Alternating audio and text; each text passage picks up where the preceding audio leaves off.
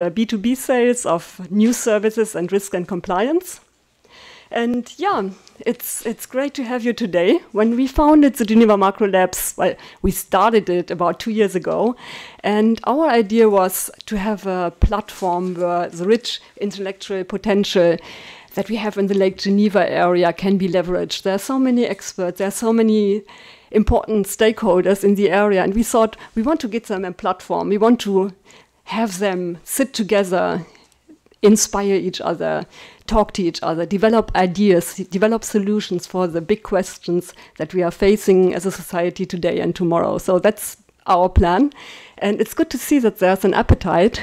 And you as an audience will also have a say, because we have the panel and the speakers, but afterwards we will have a second part where the audience will split into working groups, and then you will develop solutions regarding several topics, and the solutions will be presented in the end, and they will be part of a white paper that we are publishing later this year. And you are already invited to attend the next event when we will be publishing the white paper. So this event wouldn't be possible without you, but also not without our speakers. And I have to tell you, I was really impressed the last weeks when we worked together in order to prepare this event. I had the pleasure to work with everybody of you, and I wasn't only impressed about your expertise, but you were also professional, you were so proactive, you were so reliable. You were in time, and it was such a pleasure and so fun to be around and to interact with you.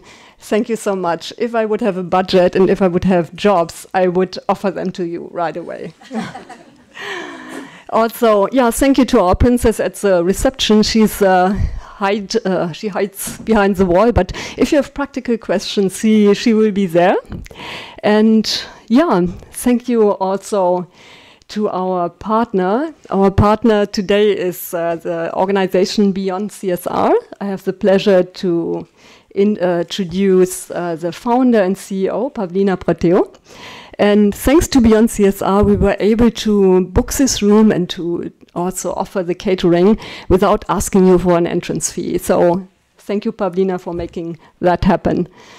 And yeah, it was also quite an intense cooperation over the last weeks. How did it feel for you? And also, Pavlina, maybe you might tell us a little bit more about your organization. Please come forward. Thank you, Renate. Thank you, Ekkehard, for giving us the opportunity for this collaboration, for this partnership. And thank the speakers, because the importance, I think, of this event is that it's about an open society event. We have different ecosystems, different players. We have international organizations, we have the economy, we have the market. Because this kind of events, when you're talking emerging technologies, it's important that you include people, you include classes and ecosystems rather than delivering speeches in behind doors. So what we do is about open society. BeyondCSR is a team of impact-driven team from diverse backgrounds. We come from arts and culture, fintech, law, agricultural technology, anti-corruption, responsible management, and we unite forces in order to take CSR to its next level as a sustainable investment tool and systemic change mechanism. But in order to achieve that and respond to global challenges efficiently and optimize the use of emerging technologies, we need an emerging technology that provides us with transparency, because we have to go all the way down to the supply chain. And blockchain is about transparency, is about tracing from the product, from the origin of a product to behavior, to hours worked, to incentives, and provides us with a new roadmap that is needed for implementing the SDGs. Given SDGs, actually their original, giving flesh and blood to the SDGs DNA, build an inclusive growth and inclusive society. So basically this is what we do, and we believe that today is a huge opportunity even for us, especially for us to learn new things and see how we can explore new possibilities with blockchain technology. Thank you.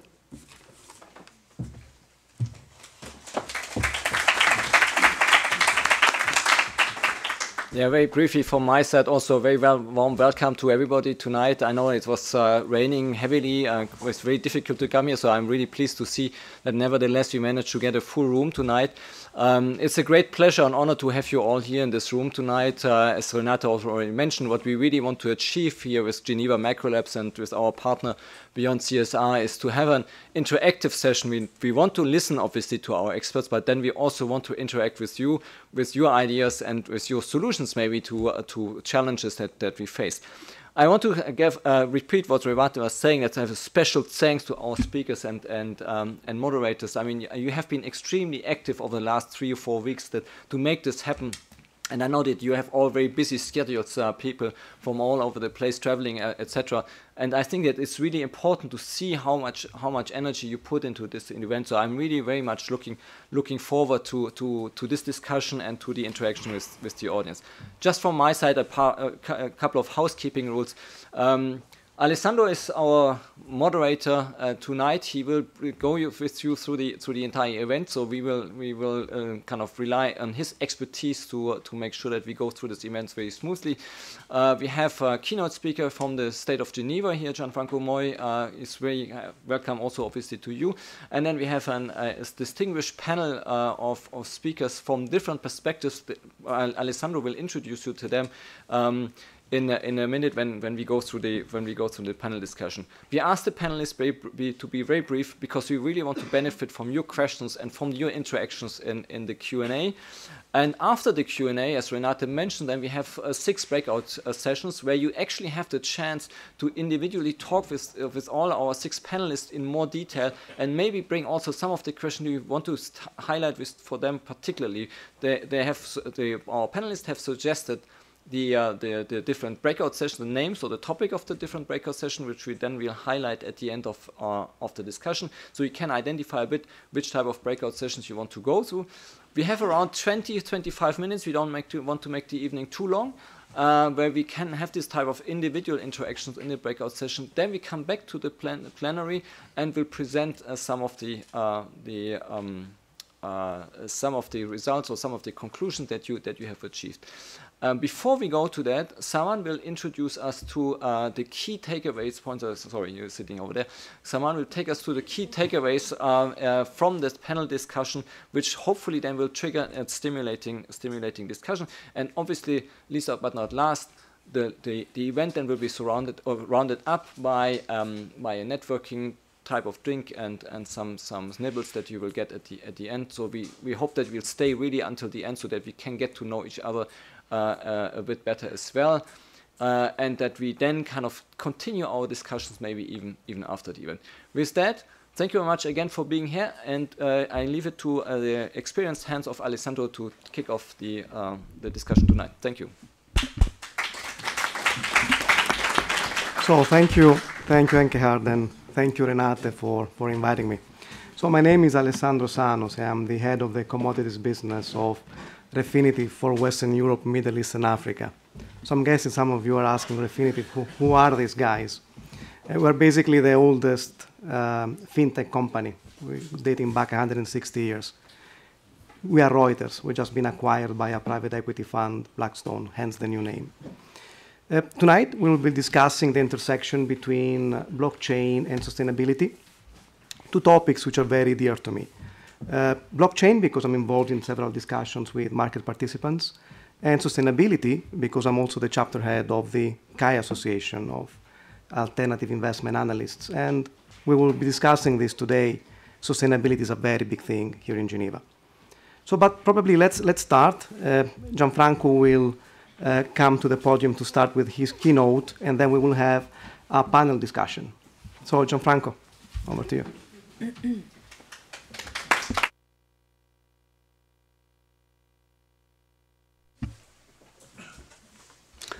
Well, thank you, Alessandro, for the introduction. And ladies and gentlemen, I'm very pleased to be here before you here to talk about these 2 subjects, blockchain and SDGs, that are very close to my heart and very strong interest also from the state of Geneva. I know many of you had a different way to spend the evening, so I'm very pleased to see you in numbers here, and that you have decided to spend the evening with us. My speech is about a perspective from a government standpoint about SDGs and blockchain. But before I start with discussing the topic, I'd like to maybe, by a show of hand, understand a little bit better within the audience. So just raise your hand if you are not familiar at all with SDGs. Okay, good. About blockchain. Anyone never heard of it? Okay. All right, I won't go into an explanation of what it is. Maybe some of the panelists here will fill that gap. But it's important for me to know that you have some background on that and who understands how the government and the administration works. Okay. All right. I know that for some of you, you may be more than halfway through a long day. And so that happens to me a lot when I get tired. My attention span is short. So before I lose you with the speech, I'd like to just give you the take away from my presentation here. I think the first thing I want you to retain, and then I'll go into explaining why, but is that in Geneva we have the opportunity to really have the global governance emerge.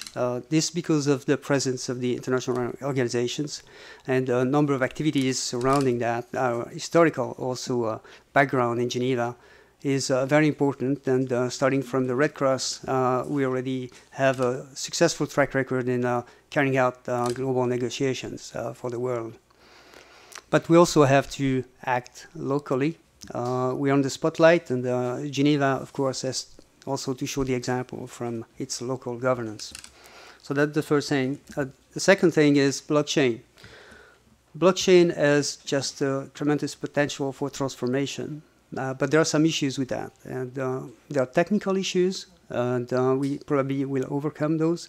And there are other issues that are related to governance, and I'll get to that when I speak about government and the role the government has, and how the role can be challenged when you introduce a technology like blockchain.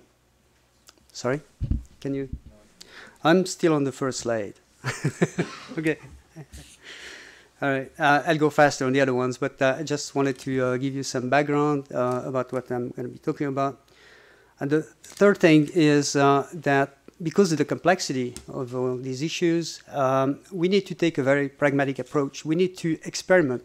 We cannot just imagine what this change will bring about, and we need to do small experiments and try things out.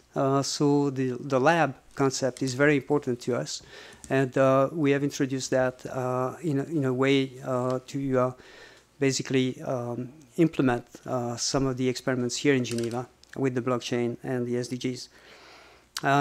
Just about what you need to retain about this third part is that we think the role of the state regarding the blockchain is threefold. First, we think that we are an oracle. That is, we are able to record information that can be trusted and used by others in the blockchain. The inception step is very important in the blockchain, and I think government has a role to play in that. The second is that we can act as a registration authority. This is another weakness in the blockchains, that yes, we can transfer value, but do we know who we are transferring the value to? And we believe the government has a good track record for identifying people and giving an identity that can be verified. And the third role for the government is really to provide a framework where the ecosystem can thrive. And that's what we're trying to do, and I'll go into some specific examples about what we've done here in Geneva about that. And this is the end. No? Okay. We are facing unprecedented challenges. I mean, the humankind are really global. I don't think that in the history of humankind there's been a situation like that before. Maybe the universal global flood has been, the one. And we managed to survive that. Although it took a long time to recover from it, and we don't want that to happen again. You see, there is still a lot of water on Earth. I think that it is important that we acknowledge the importance of the moment here and the need to act fast. And so basically, we see this blue berry here, and it is important that we keep it fresh so future generations can also enjoy it.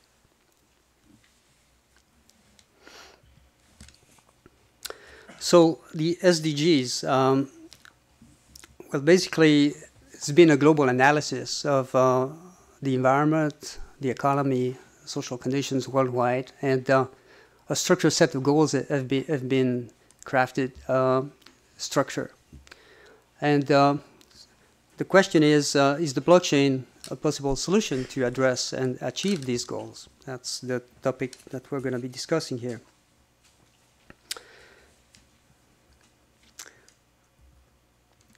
I have flattened the Earth to get everybody on the map. And we see here Switzerland, and for that matter, Geneva, is a very small spot. I mean, it's like a speck of dust on this map. So does it really matter what we do here? It's important to ask the question. And in fact, it does. It does matter because there's a specific condition here in Geneva where we have multiple organizations worldwide, and we're very influential in the way the global governance is carried out. So it is very important what we do here in Geneva.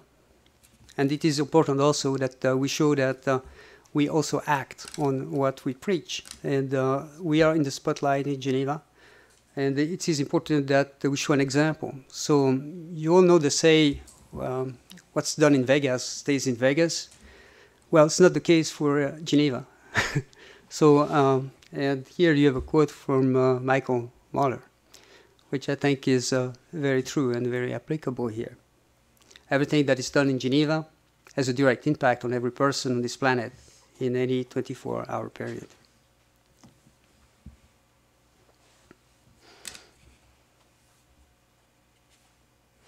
So I have hacked the logo of the SDGs. This is important. I think every country should have their own version of this. You see that in the bottom square here, I put the Geneva flag. I think it's important that, yes, we are aware of the global issues, but we also act locally. And every country has a responsibility to do so. So here in Geneva, we're trying to bring an example.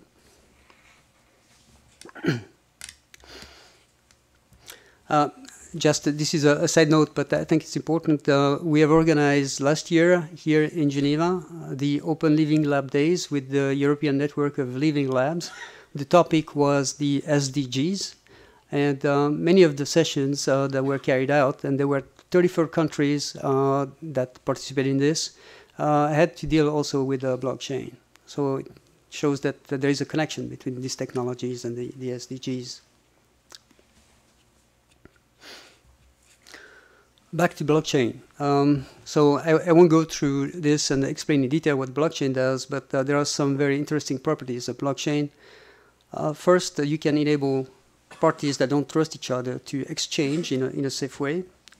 It is a resilient system. It is durable, it's reliable, so it has longevity.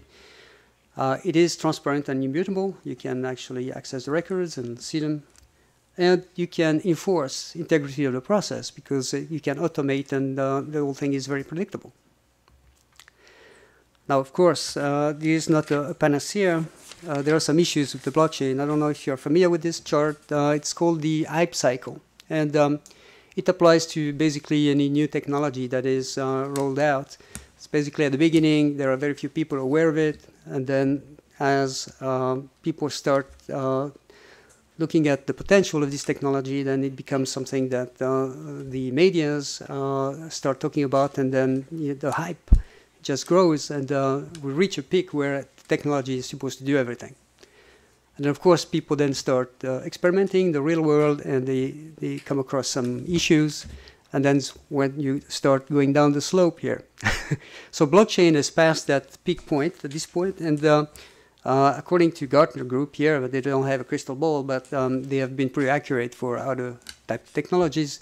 It looks like blockchain will be a mature technology within 5 years and will be widespread.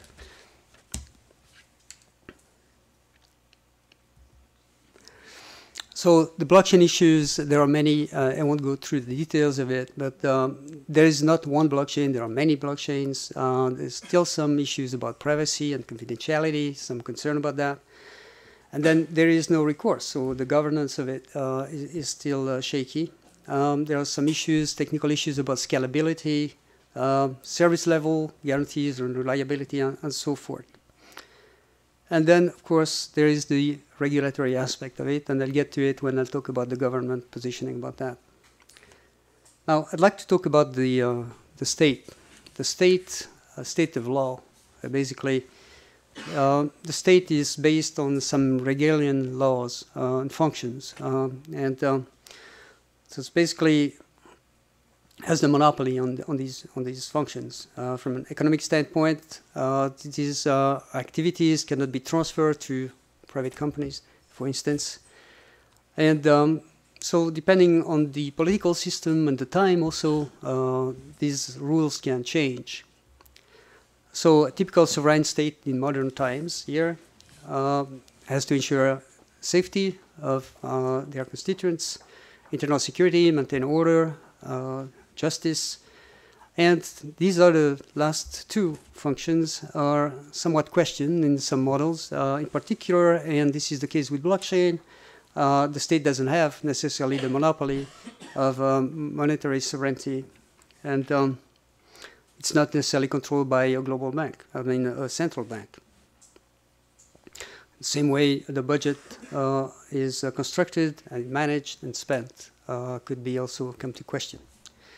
Adam Smith, I mean, you may be familiar with this figure, 18th century economist. He had a different view on these things. He was for a minimal government, a theory of the invisible hand. Being a civil servant, I think there is to be a hand, and if it's invisible, it's sometimes because it's not there. So just to put things in perspective and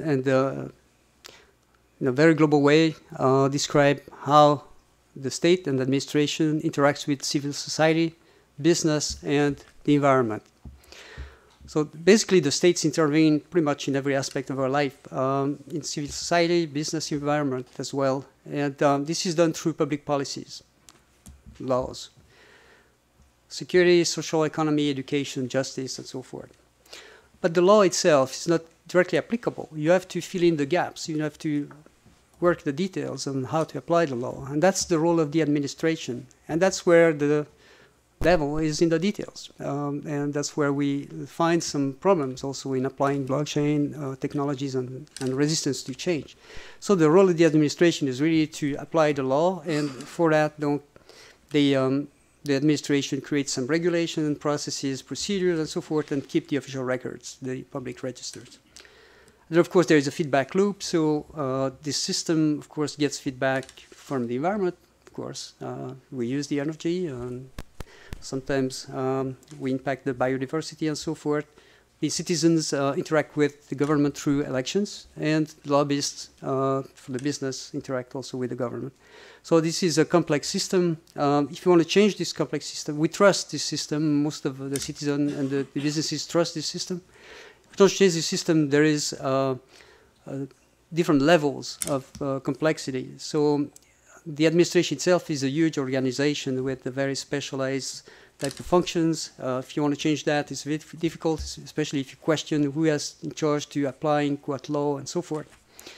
Regulations, again, are difficult to change. There are some very intricate conditions, and the organization is also supporting that, so it's very difficult to change the processes as well, the procedures.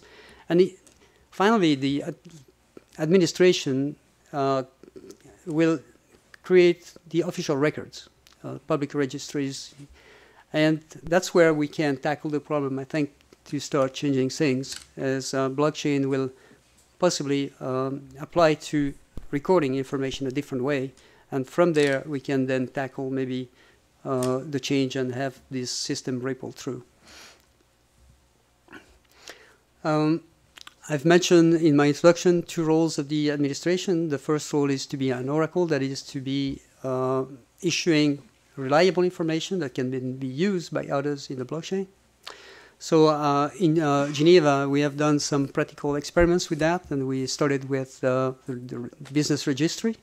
So we have issued business records on the blockchain, so people can then check if these businesses are actually lawfully declared, if they are active, and so forth. So that's something we did.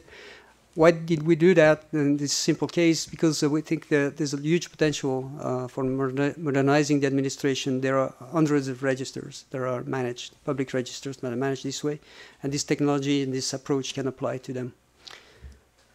And it's very important role that the state has is to keep the official records. So if these official records can be issued on the blockchain, then it will enable third parties to use them. I'd like to make a distinction here, value versus property. I mean, we hear, okay, the internet is allowed to exchange information between parties, and we hear the blockchain will allow to exchange value between the parties. But exchanging value is not equal to exchanging property. Property requires that to identify the person that holds that value. And today, there is no mechanism in place in the blockchain that allows to do that. The blockchain it's not anonymous, it's pseudonymous, but you don't have a connection between the account or the wallet that you hold and the person that holds it.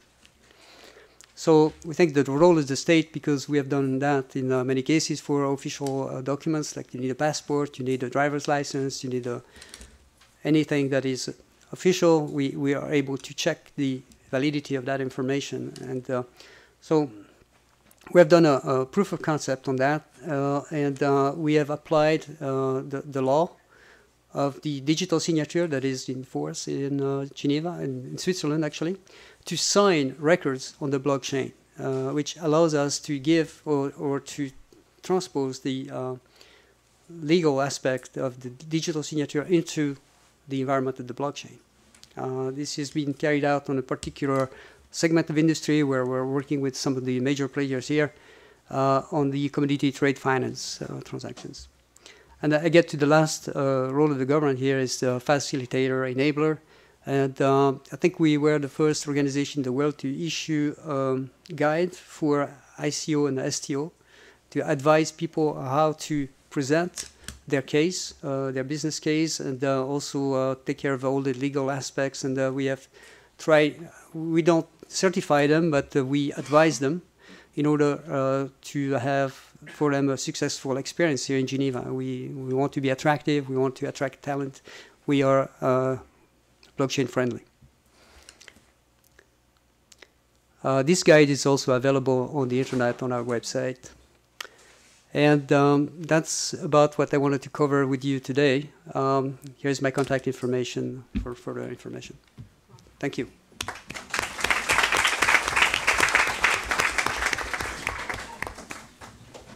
So thank you, Gianfranco, for sharing your thoughts.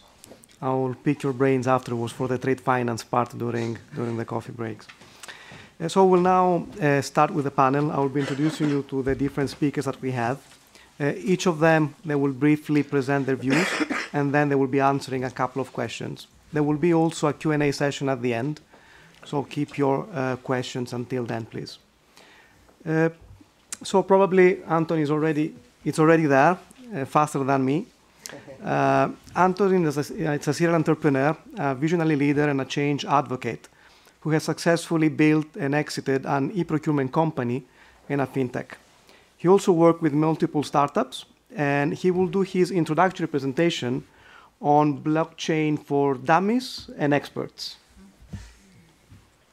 Thank you so much. Good evening. So I have the honor to give you a short introduction of the existing and maybe the future blockchain and distributed ledger landscape. There I would say thank you to Gianfranco that he asked all the people who knows about blockchain, who has no idea about blockchain, and therefore I would like to start giving a first, let's say, definition of what a blockchain is. A blockchain is a record of transaction which is using cryptographical principles.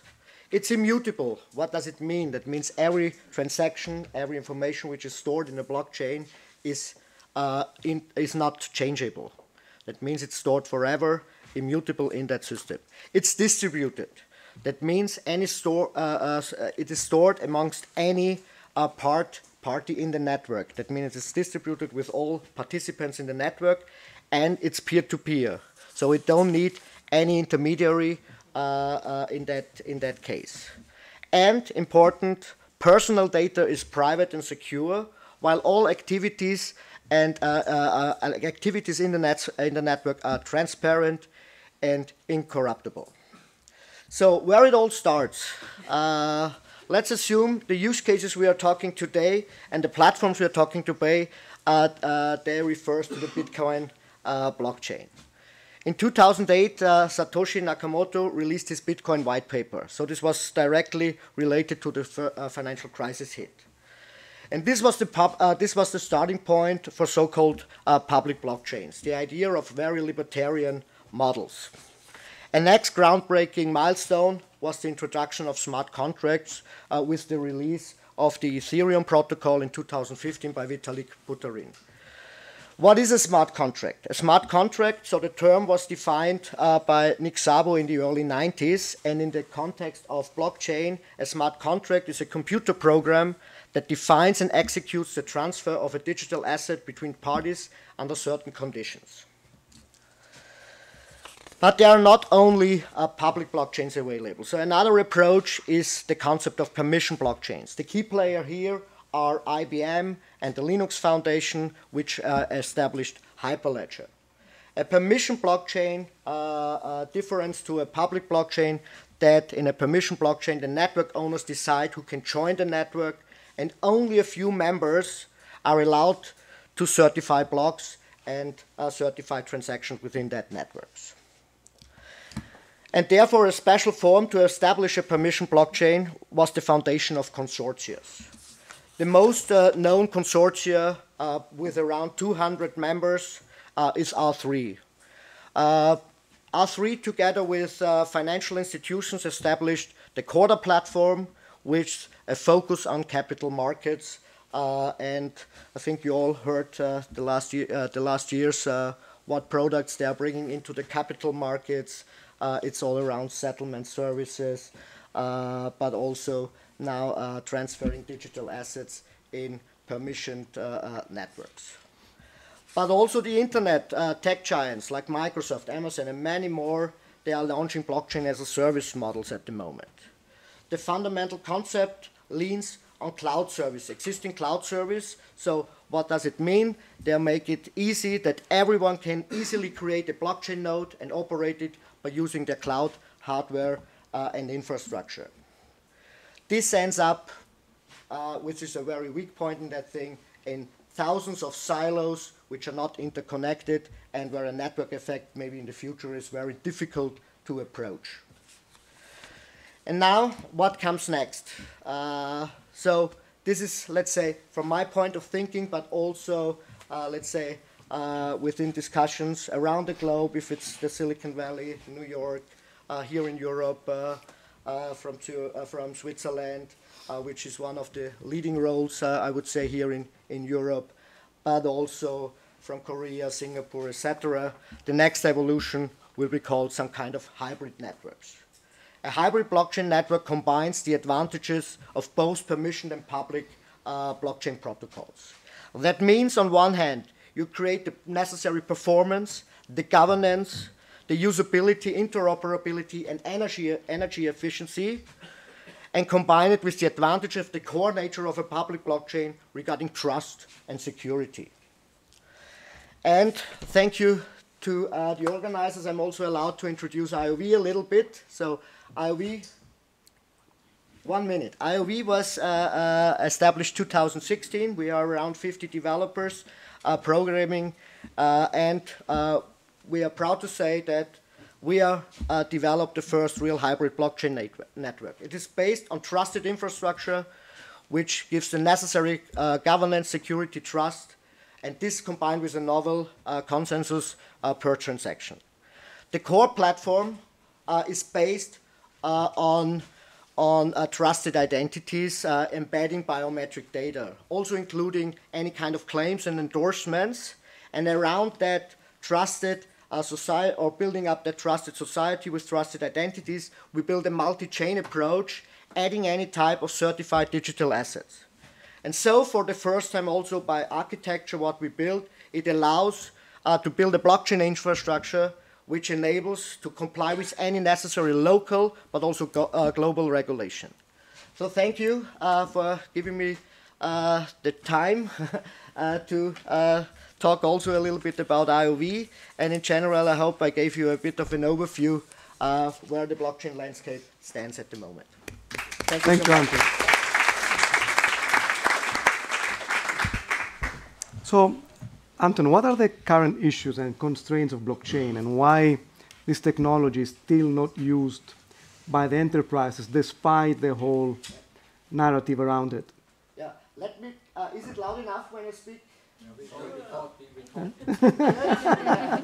So, okay, I would say there are a few things why it's not enterprise ready at the moment, or it goes more and more into enterprise. The first thing I would see is performance and scalability. I think 30 transactions or even 100 transactions, this is far away from an enterprise perspective.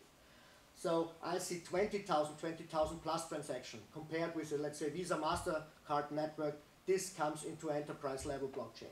Second thing is the usability. So it must be as easy for the end consumer as existing services. You don't, it cannot make a difference if you're using a blockchain network or using an existing standard network.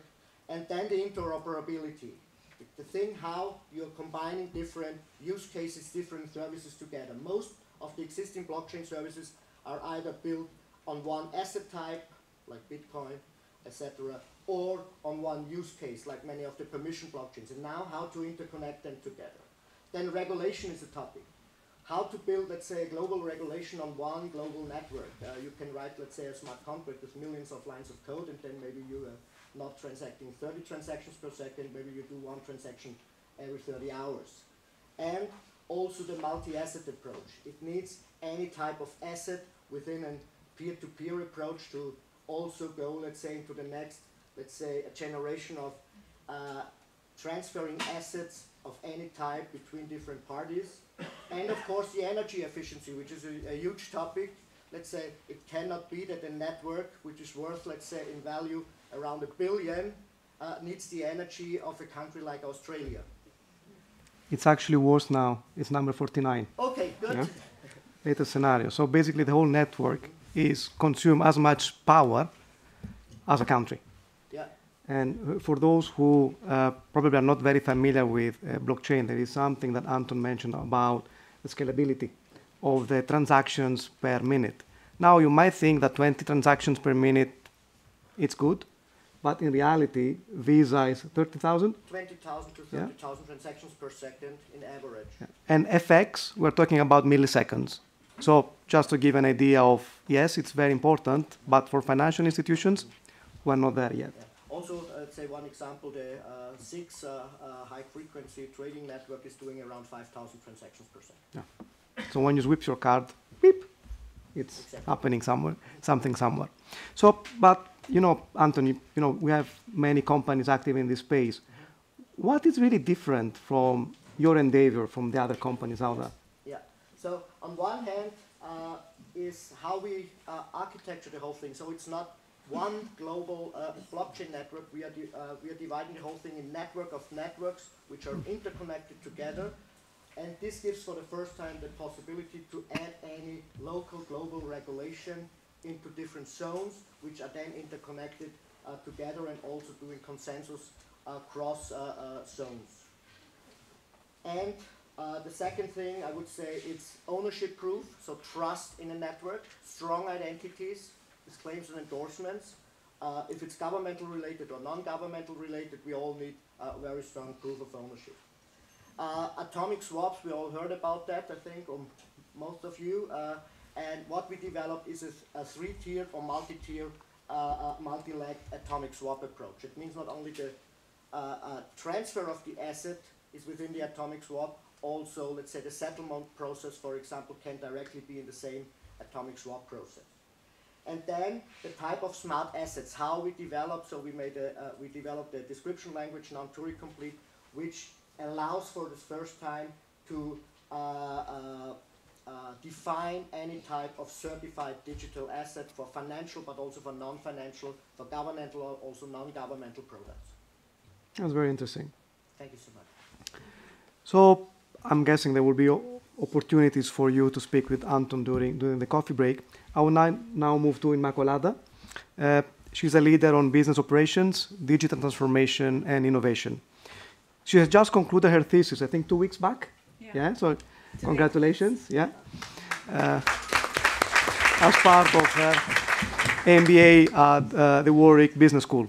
So she's also a volunteer analyst for the UN, and she's helping social enterprises leverage blockchain to achieve the SDGs that we saw earlier. So Immaculada will discuss the challenges and the recommendations for blockchain-enabled platforms. Yeah. Thank you. Good evening, everyone. I would like to start with an analogy that I like very much. It's actually from a professor from Oxford.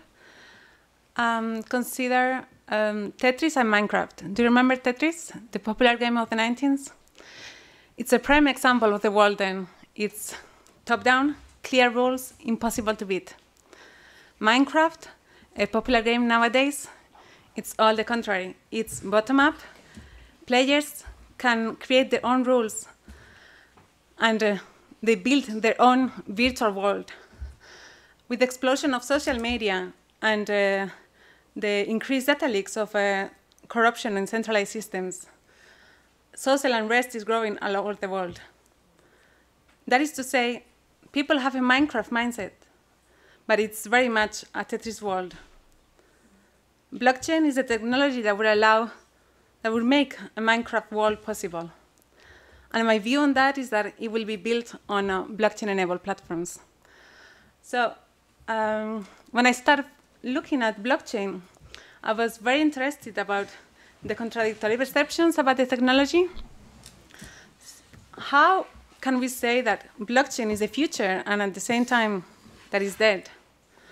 And indeed, so those that believe that blockchain is the future, because it enables social and economic progress. And as the World Economic Forum says, 10% of global GDP is expected to be stored on blockchain.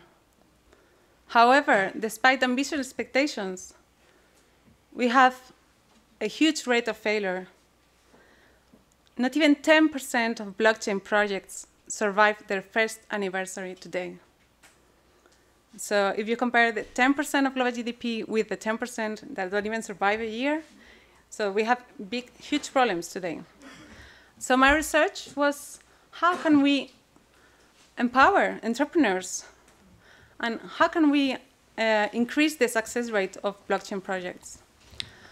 And I was discussing with entrepreneurs and large organizations. And so yes, volatility of cryptocurrencies, it's a huge problem. And especially last year when we faced the 90% drop of value of some cryptocurrencies, led to many people believe that blockchain would disappear. But the volatility of cryptocurrencies is just one of the main issues that they are facing. The technology is very much in its infancy and very much under development. So developers and the community, they need to navigate among the existing trade-offs that the technology imposes, but also sometimes with contradictory requirements that some solutions demand. For example, in the financial services, we require high level of transparency for reporting and regulatory reasons, while high level of privacy for customers' data. So blockchain-enabled platforms, what do they bring new? They bring a lot of new set of characteristics that are different from centralized platforms as we know them today. In particular, for users to use the platform, the ownership needs to be distributed among stakeholders. So this calls for a shift of thinking from an ego or silo perspective to an multi-stakeholder or ecosystem perspective. So when we set up the strategy of a blockchain solution, we have to think about what is the size and the scope of the solution and the ecosystem we want to build. And it is often easy to overestimate because of the combination of capabilities of the different players. It's easy to say, to have expectations that are unrealistic, and often we diminish what are the challenges that we can face, because it can be seen as someone else's problems, not mine. But at the end, this creates bottlenecks, and the level of readiness of the different players that are co-creating the shared infrastructure is critical. So this readiness of the different players, what is it about? So it's their commitment. It's also the migration cost and the interoperability. So my contribution today, I have to carry on, it's to raise awareness that although sustainable development goals and blockchain are both global phenomena, we need to realize that the rate of failure of blockchain projects indicate that although the risk appetite for a global solution might be high, we need to start with solutions in a control market, test small prototypes with a subset of customers, and then introduce temporary concessions of centralized components. So reduce our hopes of decentralization, because we need to focus on commercial success. And the blockchain was designed to replace imposed confidence of vertical trust with voluntary confidence. But however, the ability to do that, to replace existing processes and technology and business models, it depends on its ability to offer superior value. Thank you. Thank you. So, Immaculada, what would be the first recommendation for the development of a blockchain platform? So when we want to build a blockchain solution, the first thing to do is, what are we trying to solve? What is the problem? And very often we see that the hype around blockchain that we saw earlier, it leads managers to rush into a solution that is not very ill-defined. So really understand what are our objectives, and second, how blockchain can help us solve this solution, and why blockchain and not another solution that already exists and has maybe already converged, while not blockchain.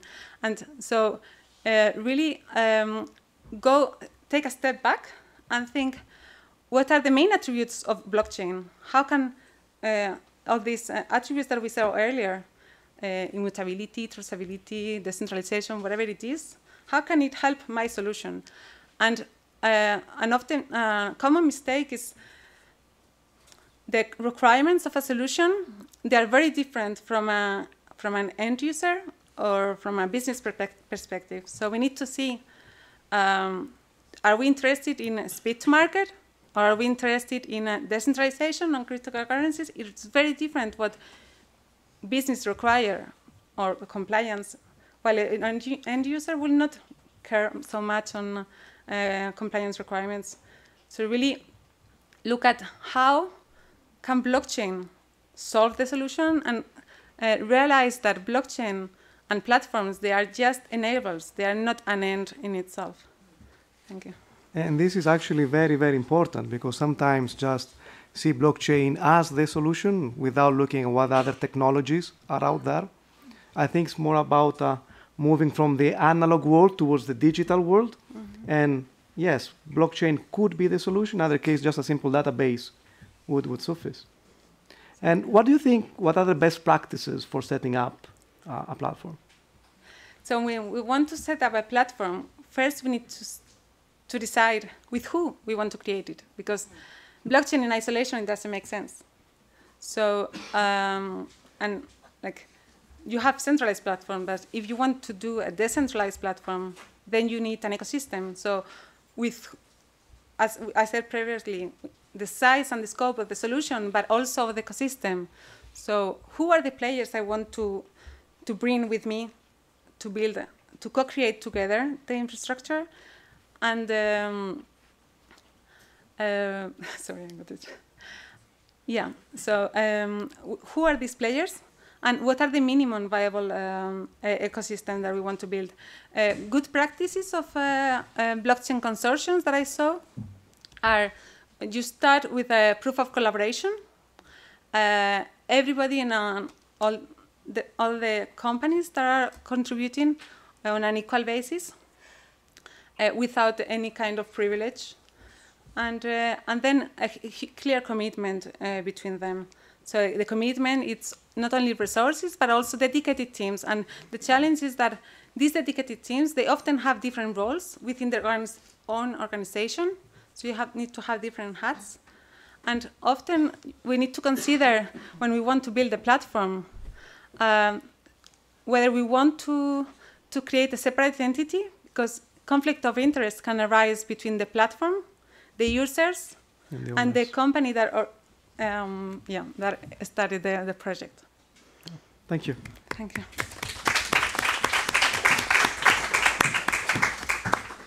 So I'll now pass it to Jörn. Jörn is a consultant on blockchain, smart contracts, and GDPR. Please. He has a major in law and computer science, and he lectures at the University of Geneva and the Geneva Schools of Diplomacy. He also contributed to the European Commission Blockchain Observatory report on blockchain and the GDPR. So Jörn will share his view on whether blockchain is a threat to privacy or a tool to provide better privacy. Thank you. What is the biggest threat to our privacy? What do you think? Facebook. Yes, Facebook is one of them. Just think, some years before, we had Edward Snowden, and we looked at NSA as a major threat. And if you think, just some weeks ago, there was a publication that there was a leak of millions, hundreds of millions of user records. So we have a lot of threats to our privacy, but what do they have in common? The internet, maybe, yes. Yeah, lots of data, centrally controlled. Lots of data, centrally controlled, is just a recipe for abuse of this data. So what can we do against it? We can decentralize. And when we decentralize, we are looking at blockchain. So this is the reason why blockchain can help with privacy. But wait a moment. Privacy also means the right to be forgotten, doesn't it? And we also have learned that blockchain means immutability. How does this work together? Well, just think about a record of personal data. If you put this record of personal data on the blockchain, it will stay there. You can't delete it. It's not what you want. So we use cryptographic hashes.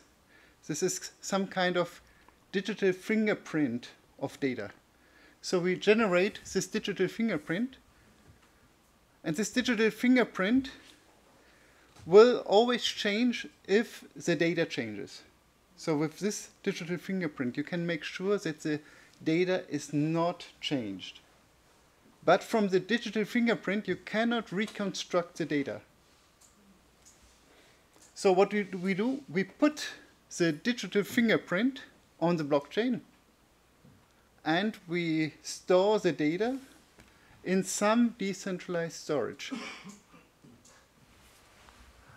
For the next record, we do the same thing. We put the fingerprint, the digital fingerprint, on the blockchain, and we store it at another place, and so on. So if you want to delete some data now, you delete it, and the fingerprint becomes useless. But still, you don't have to trust those storage containers, because you always have the proof whether the data is authentic or not on the blockchain, because the blockchain is immutable. And this is the way you can use blockchain, immutable blockchain, to foster privacy. Where can this be used? We can use it, for example, for health data. We can use it for supply chain management. We can use it for university diplomas or other certificates. And we also can use it for privacy coins, for private monetary transactions. Of course, the private monetary transactions, they use some more technology, some more secure crypto technology like zero-knowledge proofs or ring signatures. This means with blockchain, we are able to respect the right to be forgotten and can foster privacy. So, Gianfranco, you said there are problems with privacy, and I agree, in many cases there might be problems, but you can solve those problems with the right architecture, with the right design, and you really have to choose the right design from the start. Because with blockchain, you can't change it afterwards, because it's immutable. And of course, you can't just fix it by creating a privacy clause. You really have to choose the right architecture, and then blockchain can foster privacy. Thank you.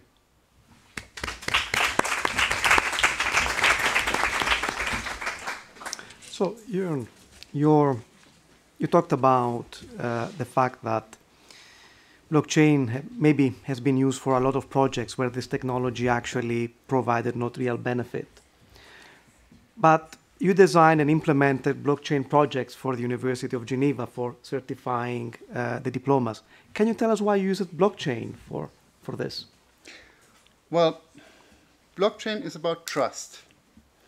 The Economist, some years ago, ran a story, blockchain is a trust machine. But do we need new trust for universities? We trust the university, and it's basically the university that provides the certificate. We don't need additional trust. Wait a moment. Imagine you have a university diploma from a small university. You're happy, you graduated, you get your first job. 10 years later, you change your job, but the university doesn't exist anymore. So you need some additional proof. And this proof can be provided by the blockchain. So for any blockchain application, you really have to ask yourself, is there a reason for blockchain? Because blockchain is not an efficient technology, but if there's a reason, it can serve very well. So what we do with the diplomas, we put the hashes on the blockchain. Thank you. And are diplomas considered personal data? And how do you deal with privacy, if yes? Yes, they are personal data. And we have some special situations where we have to revoke diplomas. So first you might say, well, blockchain is immutable. How can I revoke a diploma? Well, basically you don't revoke the diploma, but you add another entry connected to the first entry so that everybody that looks up the first entry can see that there's a second entry. So for the original diploma, it means only those who already have the information, who already have the diploma, can verify the diplomas on a blockchain. When there's a revocation, of course, this is a new information, which is personal data. But then again, this information will only be provided to those who have the original diploma, who have a copy of the original diploma and can verify it. So they will verify it, and then they have a right to know that this diploma has been revoked. And we provide this right only to this information only to those people who have the right to know. And this is very important for data protection, that you provide the information exactly to those people that have a right to know. And the idea of technical data protection, of blockchain, is that you basically code this limitation into the system, so you don't have to trust operators so much that they will not abuse the data. So even if there is a hack on this organization, they will not be able to leak the data. Thank you. Thank you. I will now pass it to Blanca. She's a specialist on business analysis, technology, and marketing strategy. Sorry. Her MBA thesis was on ICOs, initial coin offerings, and she acquired further specialization on investment and blockchain strategies from the CFA and the University of Oxford. She currently works as an e-learning technology and social media specialist at the WTO. And Blanca will share her insights on initial coin offerings and the wild, wild west of fundraising. Thank you, Alessandro, and good evening all. So, I think you were, okay. So we know that one of the biggest challenges for SDGs projects is the access to funds. Raising funds remains a complicated journey for entrepreneurs because they have to deal with several aspects, such as technology, regulations, communication, and how to connect with their audience. More than 2,000 projects, blockchain projects, have raised around $22 million, and using a crowdfunding mechanism called the initial coin offering. So what is an initial coin offering? The initial coin offering, or ICO, allows any blockchain project to raise funds using specific tokens that could be security tokens, similar to shares, or utility tokens that could be maybe identified as miles for an airline company, for example. So our study that was done in collaboration with fellow students from a security expert from Google and board member of a top fintech company in Estonia, Icefire.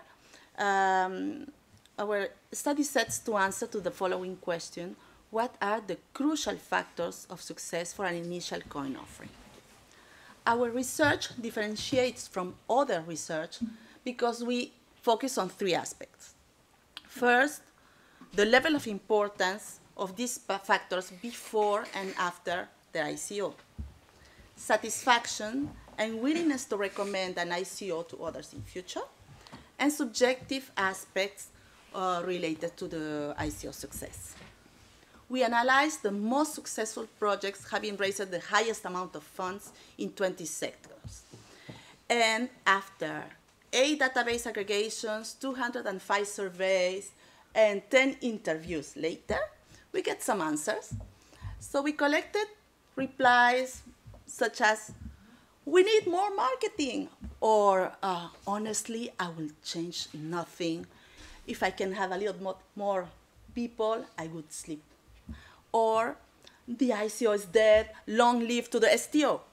So as a result, while you would think that location, or the choice of Ethereum, that are 85% of projects are built on Ethereum. So you think that these ones were top one? No, they didn't. Most of these companies they choose this for convenience, in fact. And they are ready to consider to move to other locations if they offer better business opportunities. Also, the choice of Ethereum, they are considering also to move in future to other blockchain platforms if they offer more applications, faster transactions, and lower costs. So regarding the ICO success factors, the top one was the community engagement. So raising awareness and building an engaged community. As you see on the left side, it seems like a constellation, but it's in fact the activity related by a community on GitHub. So as you see, there are many developers working in several projects at the same time. So how to keep this community engaged? It was interesting to see that while CEO says, yes, we really want to put all our efforts on the community, this is the most important, as soon as possible, of preference. And in fact, only 54% of their Telegram channels are managed by real people. It was funny to go into these Telegram channels, and most of them think that I was a bot, or I was even welcomed by a bot, or some of them were inactive, or others just use it for announcements. So in second position, the security and legal aspects. 99% of these projects of our sample applied KYC verifications. 25% of them use added restriction to some countries. Oh, I'm not even on the hub. I'm sorry. So I think this is the second most important aspect. Legal people, security experts should be your best friends. Third, the team. Flexible teams with market robustness to face changes in the market. So, and fourth position, it was interesting to see that they require entrepreneurial profile for larger projects and polyvalence for a small project. And regarding the fourth position, product, good MVP with real blockchain use and anchored in reality and market fit. So we also identified that some subjective aspects were even considered more important than the amount raised. And finally, we could see that all of them in future prefer to put more funds in marketing, in the monitoring of advisors and security aspects. So as you see, success becomes less a question of, yeah, I raised 100 million in just 3 days, and more a question of, do you believe in our project and how can we collaborate together?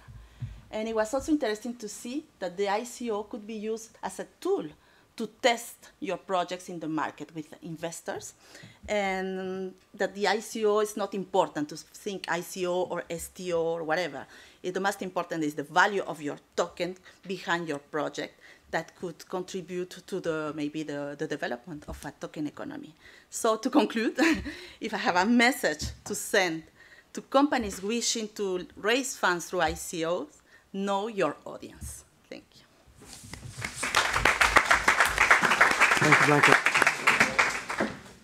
So you mentioned your presentation was about the initial coin offerings, but where do we stand right now? What is the future of ICOs? So I think we are in a transition period where, thank you. We are in a transition period where stricter regulations will push a type of investor called speculators, maybe, to leave the scene.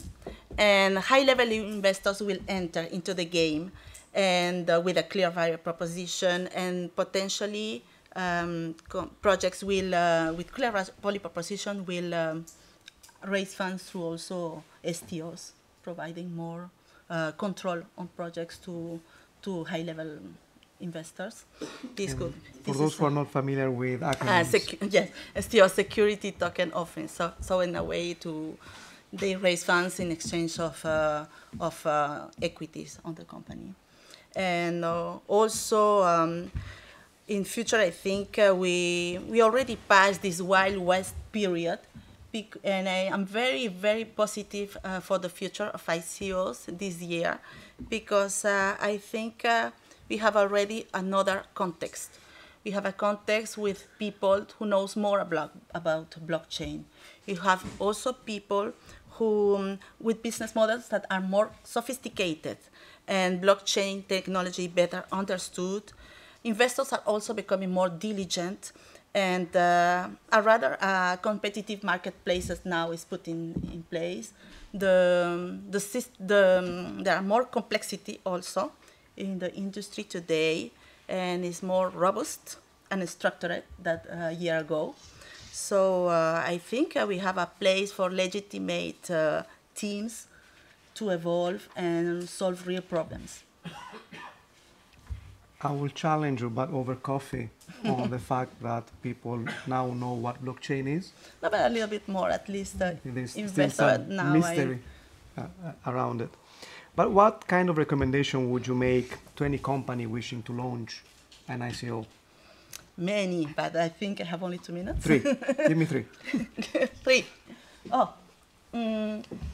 Build your community as soon as possible. Second, in terms of team, adapt your team needs based on the size of your project. And regarding product, a minimum viable product, but a product that adds also value to the blockchain, anchored in real needs and specific market fit. Perfect. Thank you.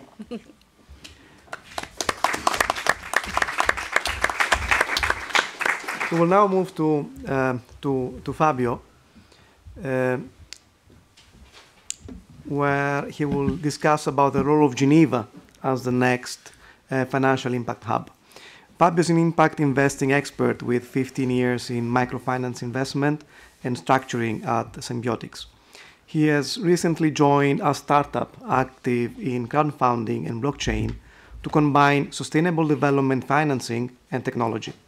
He's also president of Sustainable Finance Geneva, the leading association promoting Geneva's ecosystem. So Fabio, over to you.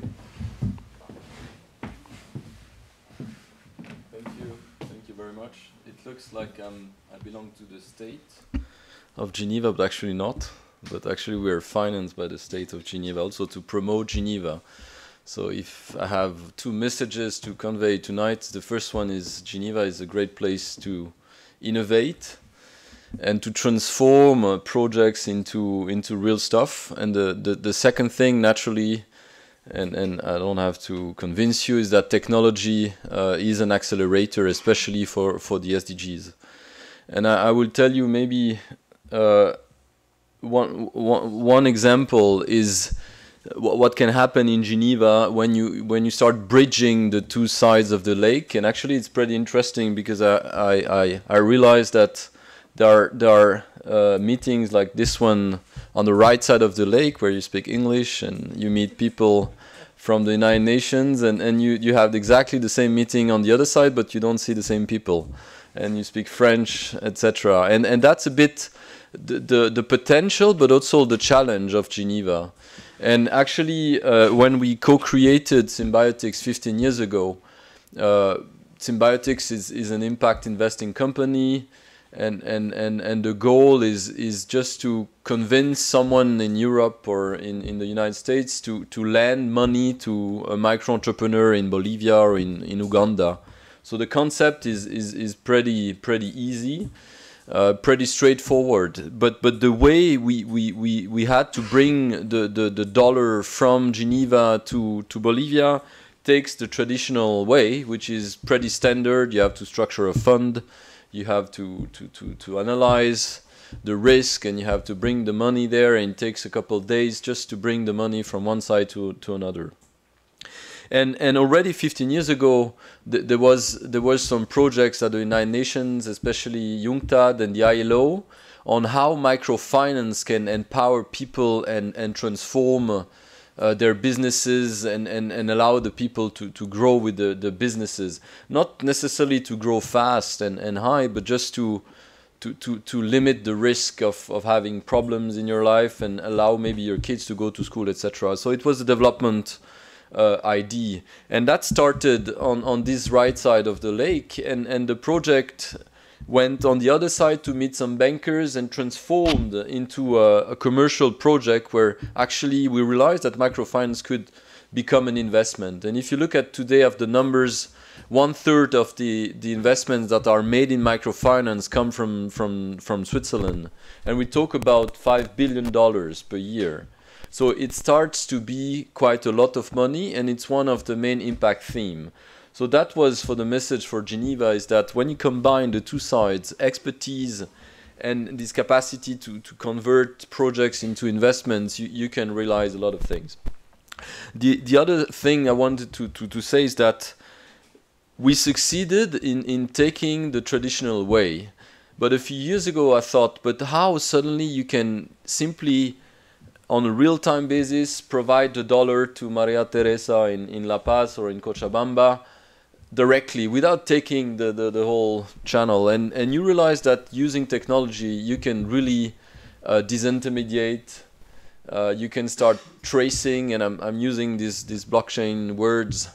You can really start improving the way you manage the money, the way the cost of the money, and increase accountability on the way you work. So that's why actually I switched, and I'm on a startup trying to combine the two things, technology and sustainability. And it's interesting to realize that on many different aspects, not only of sustainability issues, but also on companies, you can really increase the way you work. So it's time now to think about it, and we realize that 2019 is the year of integrating not the technology directly, because you can't switch from one day to another into something new, but just start thinking on how the technology can impact you. And there's a lot of interest coming from the state, but also from NGOs and from different companies. 1 minute or 1 second? 1 minute. Yeah, I had slides actually. So I'm going to show you just 2 slides that will confirm what I'm saying, because that's why you use slides. The first one is an avant-première. We'll release this next week with the press, but it's just a mapping of how and who in Geneva is working with sustainability. You can't see it because next week it will be public. But just to see that we did this mapping with the state of Geneva, but also with the United Nations, with the SDG lab, just to create awareness on the capacity that we have here in Geneva to work with sustainability issue. So that's a first mapping, and you know how technology is, they always use the same mapping, the same technology, so you have the same probably tool behind, but it's another chart showing you how Switzerland as taking the lead in the crypto industry, and the Confederation has been proactively trying to let players play in a certain playground, so without limiting too much, but just overseeing what they're doing. And I think the role of the state has been very important. And the last report, actually, that was not in December 2019. I think it was reversed, but there was a federal council report on the legal framework of the blockchain and DLT technologies that is very important to foster what Bianca said before, the security token offerings, so the capacity to digitize assets, and that will probably be another revolution in finance. So that's it for the slides. Thank you, Fabio. So coming to the wheel that you showed us, which is streaming live, could you provide us some case studies on blockchain for sustainable development? Yeah, so when you talk about blockchain, you take about disintermediation, decentralization, traceability, and just by nature, if you plug this into a project that an NGO has, it naturally affects the way they can improve their problems. So we have an approach in my company is not, and actually when you show the Google search, I checked if I could have the same result, but actually I don't have the same results. But it was interesting because there was a sentence saying blockchain is the answer, but what was the question? And actually we have the same approach.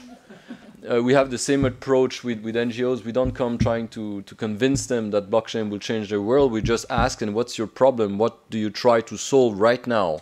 And we'll check how blockchain can impact you. And one of the leading Swiss NGO with whom we're working asked us, how can we improve accountability? Accountability with respect to our donors, but also to the end beneficiary. And we checked, and we realized that blockchain can be a solution to provide more transparency just by tracing the flow of money from the donor to the end beneficiary. So that's one example. Donation tracking is something that you can do via the blockchain just by registering where the money is and what the money is doing. And you realize that blockchain is not only about tracing the money, but you can also trace back information that is not financial. And you come back to the impact investing thing that is not only about investing, but also measuring the impact. So actually blockchain can solve, and that's one of the things where... Do you apply smart contracts to it? Sorry? Do you apply smart contracts to it? Yes, of course. The other thing that is very interesting as well is a project we have with the canton, with the state of Geneva, actually la Fondation des Terres Industriels, industrial zones, is how you can use blockchain to allow people to exchange their building rights without coming back to the center and having your transaction registered. And so we have created a platform where corporates that live in the industrial zone, they have certain building rights they can use or not. And if they don't use them, they can exchange them with someone else that needs these building rights. And that's the particularity of the industrial zones. So now we agree on a platform where people can exchange on a peer-to-peer basis using the blockchain. And actually, thanks to a smart contract that will check if the owner has the capacity, has been accredited, he has the capacity, he owns the building rights, etc. They will check automatically that he can exchange with another person that will also be accredited. And that system is very interesting in emerging markets, because you can imagine where in emerging market where the land registry are not always, they can move a little bit sometimes. They can be changed if suddenly you put on the registries the land's owners, it becomes immutable. And if you can start allowing them to exchange directly according to certain conditions, it improves a lot the transparency and lower the corruption risk. So what is coming next? After that? That's a question you have. Okay. So I would say that operationally, it's very complicated to integrate blockchain in current systems. So what's coming next is probably not the revolution tomorrow. It will go fast, but I don't know how fast it will. I'm not a tech guy, so I can't say. But what I can say is that after a couple months of activity and talking to people, is that the real problem is how to adopt and integrate blockchain. And there we have a lot of problems yet to solve. So how we approach this is really to, and I think that was said by someone, is to really restrict your testing into a limited environment where you can really, and that's I think what most of the actors are doing today is not to convince them that it will change the world, but it's to convince that it can be used. And if you really restrict in a certain environment, typically like the NGO we're working with is just to take one of their counterparty and one of the end beneficiary and see if just the value chain works, and we can really trace this on the blockchain, and yet then you expand. So it will take a couple years, and I think the technology will evolve also, its efficiency, its capacity to scale. So what will come next is probably a lot, but the time frame is still unknown. Thank you.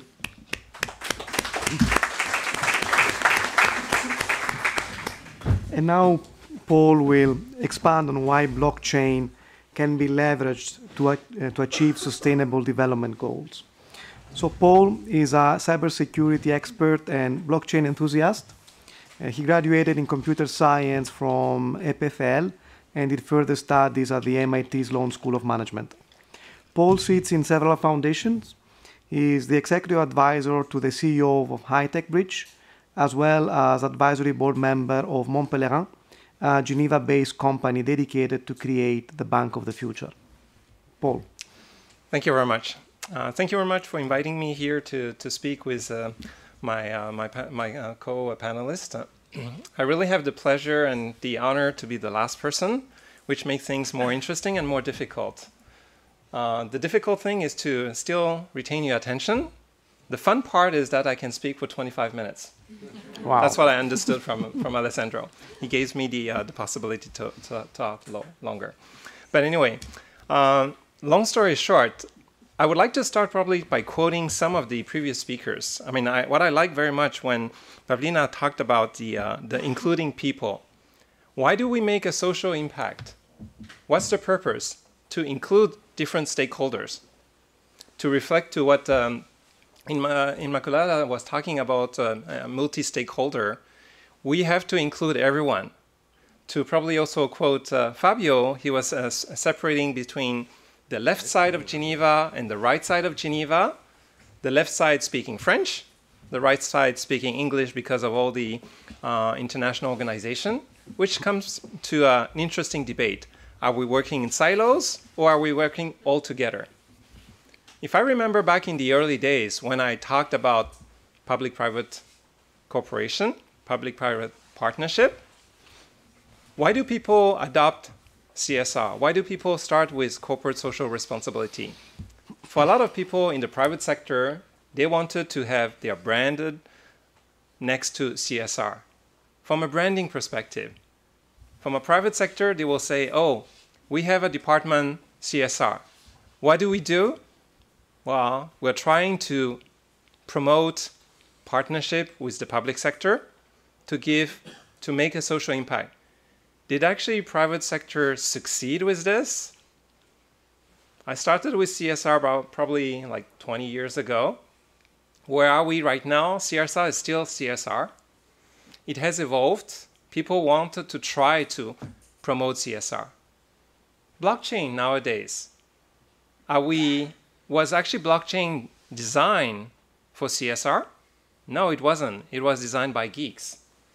And there's a few actually things related to keywords on the blockchain. I'm not going to go through all the different details, but if you think about the geeks part, I mean, databases, smart contracts, signature, token, CryptoKitties. Has anyone heard about CryptoKitties? Some? Yeah, a few of them. DLT, decentralized ledger, block, consensus, node, hype. All those are techie words. Was it created for CSR? The answer, clear, no. But when you talk about the purpose of blockchain, leveraging blockchain for CSR, for SDGs, you talk about immutability. A few of us talked about immutability. We talked about trust. I mean, Gianfranco talked about trust, for sure. Why do we actually want to give trust, enable the citizen or enable the state to give actually a trust? Transparency as well. We were talking about donation. Transparency obviously can be enabled by blockchain. Public keys, private keys, I'll get to that point as well. The last one, which is also my core thing, is about security. I've been doing cybersecurity for maybe too long. What I always try to say, I have a dark side and a white side, a clear side.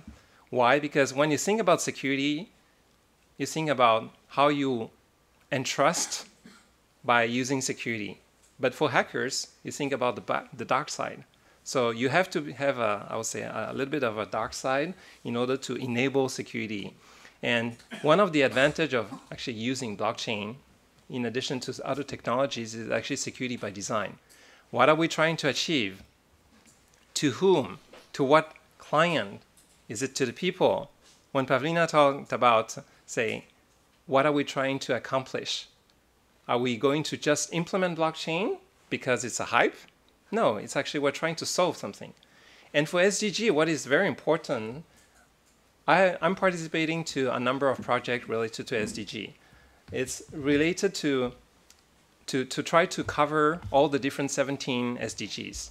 I mean, obviously, we're not going to be, we meaning everyone, is not going to be able to cover all the 17 ones. But however, there are some, like the no poverty. There's a number of projects around the world that is trying to solve no poverty. I'm always trying to use the word trying to. Are they able to? When you start with a small quantity or small amount, like a proof of concept, you are able to. No hunger as well, climate change, balance with education. That's something actually people are trying to achieve. Probably actually a few examples related to, I mean, I'm going to take just one that I learned last year from one of the United Nations conference.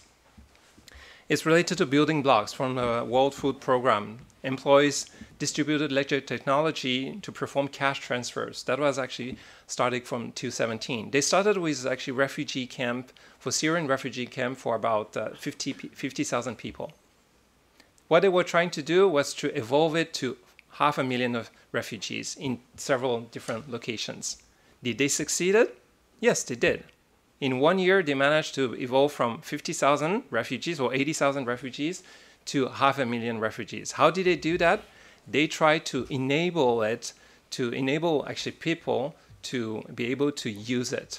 And I remember a question from the audience during that conference was a legal person. Are there any lawyers here? Okay, great. So the person asked me, say, well, asked not me, but asked actually the person who was giving the conference, is that, oh, but we shouldn't actually implement it because there are no regulations. What about privacy? What about GDPR? What about all those aspects? And I told that lawyer, I said, with all due respect, obviously, coming from a legal perspective, I understand the concerns, for sure. But technology will not stop to evolve. Technology will always have like 2 years advance or 3 years advance in front of regulation. Obviously, we need regulation. Having also a fraud mindset, obviously, I know about compliance, I know about regulation, but the person who was trying, the technical person who was trying to advertise the project, the building blocks project, was trying to enable it to try to solve situations. So I said, technology will always be ahead, but it's true we need policy. We need like government, we need state, we need everyone. We need multi-stakeholders. Thank you. Thank you, Paul. Can you actually tell us more about your projects? I understand you did something very interesting with Terre des Hommes. Yes, correct. So another project, building blocks, obviously I didn't participate. I was just like listening and an observer. But another project, which is actually the stellar solar impact, it's how do we make a social impact for a particular case. The case was presented to us from Terre des Hommes related to gold manufacturers, to artisanal gold manufacturers. In the world, you have to know that 90% of the gold that are being mined, they're coming from like industrial gold mines. 10% are only coming from artisanal ones. However, the amount of gold mines, 90% of gold mines in the world are all like artisanal one, whereas compared to the 10% which are industrial ones. So in terms of quantity, there's a huge gap.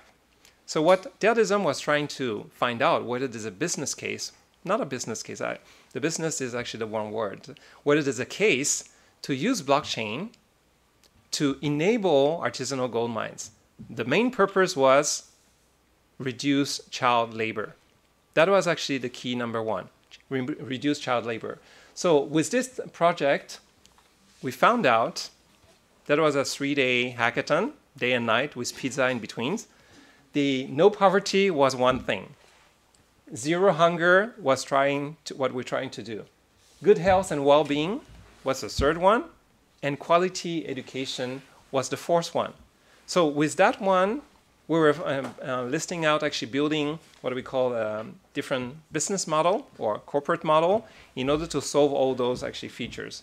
And just to give one example on the value distribution process, this is one slide among many of that particular project, is to try, and I always try to use the word try because it's not implemented yet, but try to solve the situation between the school, the people who are actually mining, the parents, because what we're trying to do, what this project is trying to do, is to enable parents to send their kids to school rather than to send to the gold mines. The well-being, the education, the health, and reducing child labor. And obviously multi-stakeholders, multi-signature, because everyone needs to participate to the entire chain, from the mining, from the miner, from the government, from the school, from the people who actually pay these gold miners. So that's actually a project which is still on. Right now it's being, I wouldn't call it sponsored, but it's being funded also by Fusion, which is one of the incubator here in Geneva. So how can the technology private sector help the social community? I think back to what my early statement related to CSR, where actually people were thinking more private sector, CSR, it's good to have like a branding with CSR. Nowadays, the private sector who invests time into the blockchain because of a hype, but if they are trying to solve a situation, to solve what the public sector is trying to address, all the different SDGs, then they have a room to play. And by enabling technology, I mean DLT, by providing solutions to really systems rather than to just say, okay, we are branded CSR, therefore we are corporate socially responsible, they are actually making a better world for the future, for our future kids. Thank you, Paul. Thank you for your time. So this brings us to the Q&A session.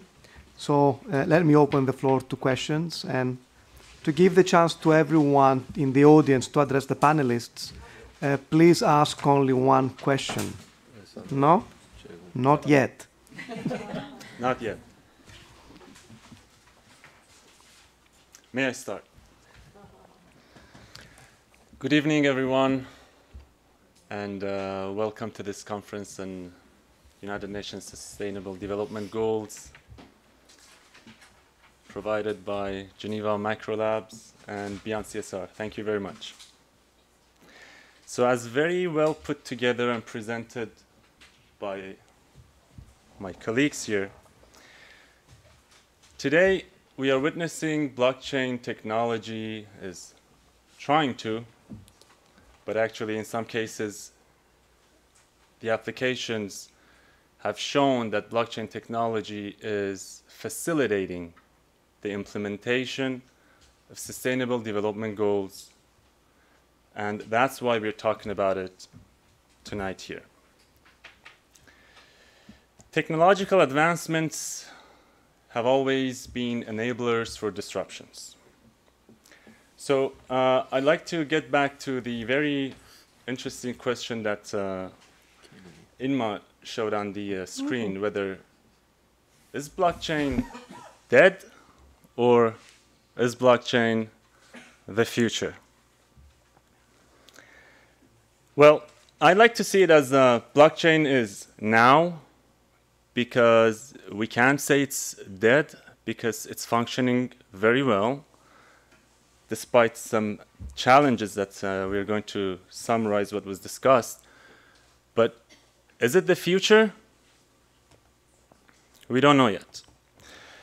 So the challenges, to summarize what's been discussed so far, the challenges of blockchain are some technical challenges that we have. Scalability is one of the most important ones. and security questions and concerns, which are deep conversations out of the scope of this conference.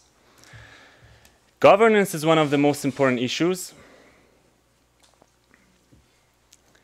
Models that we are using to develop blockchain solutions are another class of issues to be questioned, whether economic models that we are using to create blockchain solutions and products and services, are they really adapting to the needs that we have today? The other challenge is culture, obviously, which is culture of investment, culture of creation, starting companies, as was mentioned. Investors, mass investors, speculators, people who don't know what blockchain is, but they just buy into cryptocurrencies because the nephew made some money out of it. And the other problem is valuation. Crypto asset valuation today is one of the main challenging subjects that we are dealing today, and it's very interesting in terms of opening our minds and eyes into realizing how can we use economic models, frameworks that are used to help us evaluating values of, for example, classic stock or equity markets. Are they transferable to be used for crypto assets? For sure not, due to many reasons. So just to mention a few, one is that most of blockchain projects, they have promised to be in production in 2019, 20, 22. We don't have enough data. We don't have enough data to go back and analyze and to come up with the right valuation frameworks. So is the blockchain future? Well, for sure what we can see is that the blockchain as a part of the bigger technology class, which is DLTs, distributed ledger technologies, blockchain has introduced tokenized mindset. It has helped us to think in terms of tokens. How does it help us? So tokenization, to simply put, helps us to attribute smaller chunks of attention to creation, storage, and transfer of value.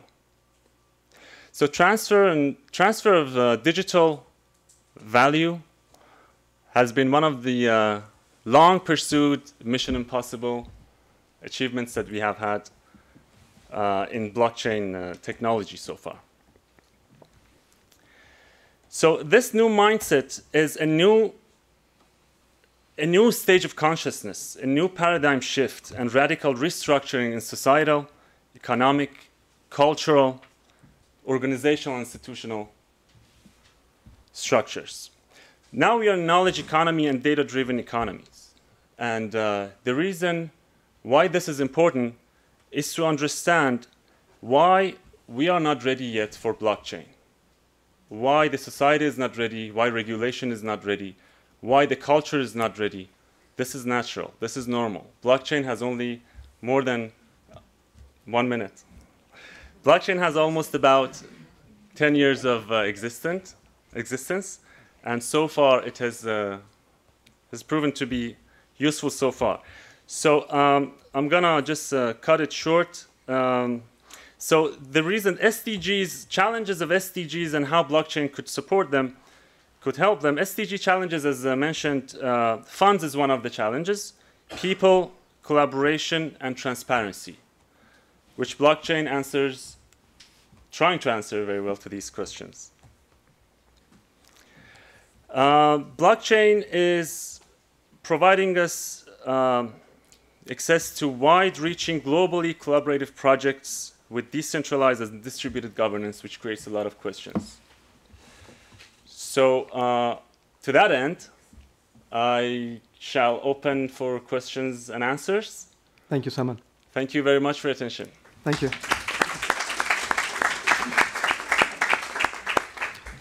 So now it comes to you, to the audience. To give everyone the chance to speak to the panelists, I would ask you to ask only one question. Please don't do the trick and saying, yeah, question one, question two. And also, please remember to state your name and your affiliation. Thank you. So are there any questions from the audience? So let me start with one, and I'll ask it to Jorn. Jorn, one of the main priorities of regulators is to combat financial crime and money laundering. Why should we want to have anonymous payments? Well, that's a good question. But often we have different priorities and we have to combine them, and they might be conflicting. So we need privacy, of course. At the same time, we need to combat money laundering. In the future, we might not have cash anymore. And does it serve money laundering when every small transaction is visible? No, it doesn't. So we have to balance it, and we need to have privacy for small transactions, and we need to have transparency for larger transactions. And with blockchain, we can even make sure that you can't just combine a lot of small transactions into one big transaction, and you can enforce the limits for secret small transactions. So we have to balance the different interests, and we can implement it accordingly. How would you define small and big? Well,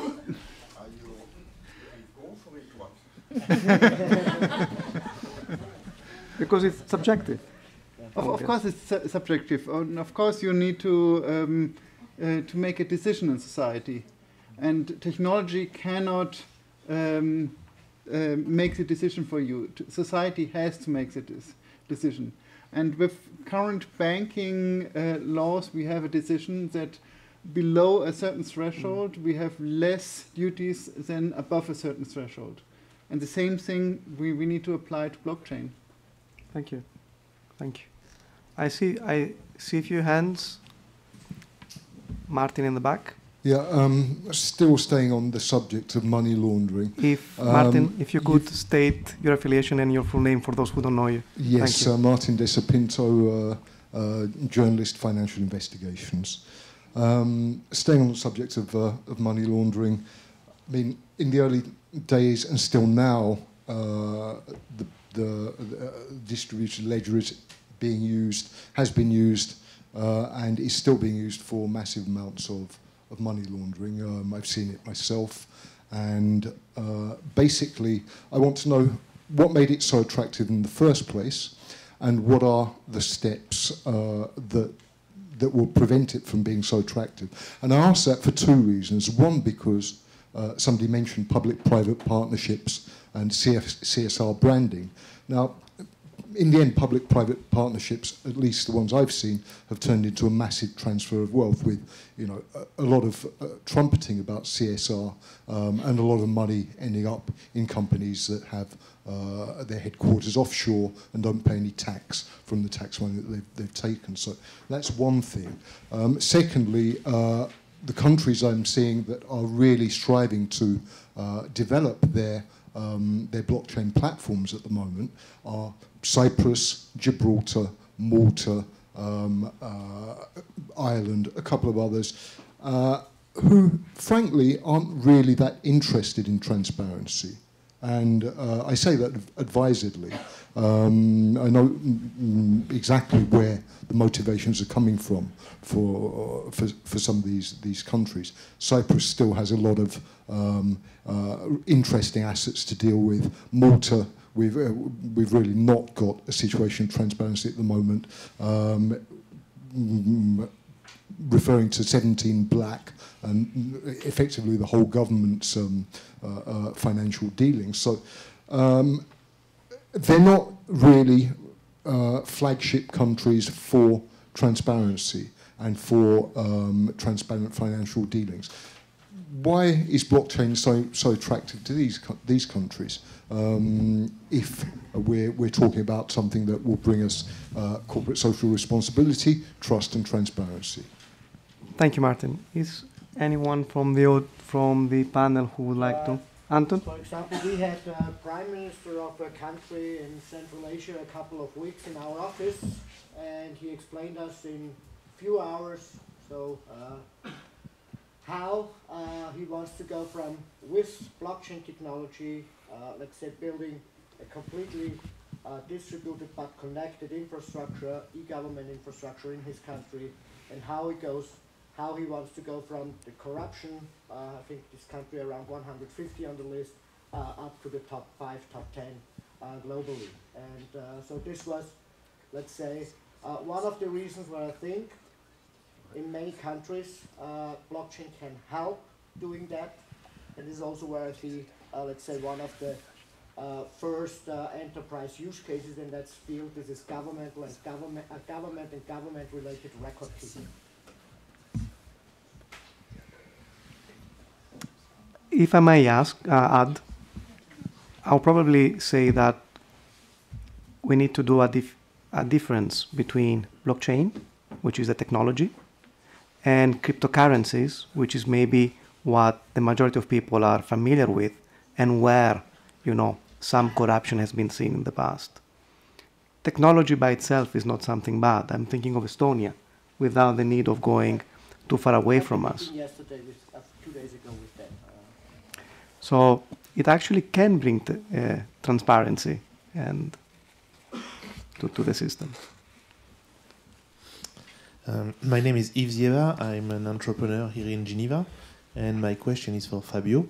If I understand correctly, you're experimenting with the industrial zones in Geneva, a way to essentially swap rights attached to buildings. I wanted to ask if it relates to occupancy and if it's solved the problem of the lease duration, which is a massive problem for entrepreneurs to start. No, it's not about this. It's just about testing first, so it's not live. It has been possible because it's only for the industrial zone that is supervised by a specific law. If you can't do that for private properties here because you have to change the law. So that's why we've been able to test, and that will go live in June. So it's only about testing the capacity of blockchain to allow la FTI, so that acts as a secretariat that registers each transaction. So there is a cost related to the registration of the transaction, and how blockchain via the smart contracts can automate the transfer of the asset, in this case building rights. So actually it's just about this, reducing cost, efficiency and transparency. It's not about the conditions of the loans that remains exactly the same. Thank you, Fabio. See a hand in the back first, and then in the front and the back. Hello, my name is Elizabeth Drier, and I'm coming from the oil trading industry. So I just want to ask, I'm not very sure, I think it was WTO, but you mentioned, all of you, that you think that once it will be regulated, and I'm really talking of blockchain there, not of cryptocurrency, then it will bring more governance. So it's no surprise to me and anybody in the oil sector, in fact, that the oil industry, together with the banks, have been the first one to be implementing blockchain. And from experience, I just want to tell you that there were many contract swaps over the counter that were based on what you've just described, of a community, a club of people that knew each other, where you had only 2 or 3 factors to confirm, and that everybody was trusting each other than the chain. The minute it became regulated, cleared, in an organized market, then it moved to the speculators and not to the people who knew the market they were playing abroad. And I know I shouldn't do that, Alessandro, but we do speak English on the other side of Geneva, because this is where most of the bankers and the traders are. But I do agree that there is silos between people who are working in United Nations and people who are in the industry, and that even sometimes it's difficult to have the two working together, not speaking the same English at all. It's a very fair point, and actually I work in commodities, so there are very interesting startups without mentioning any for obvious reasons.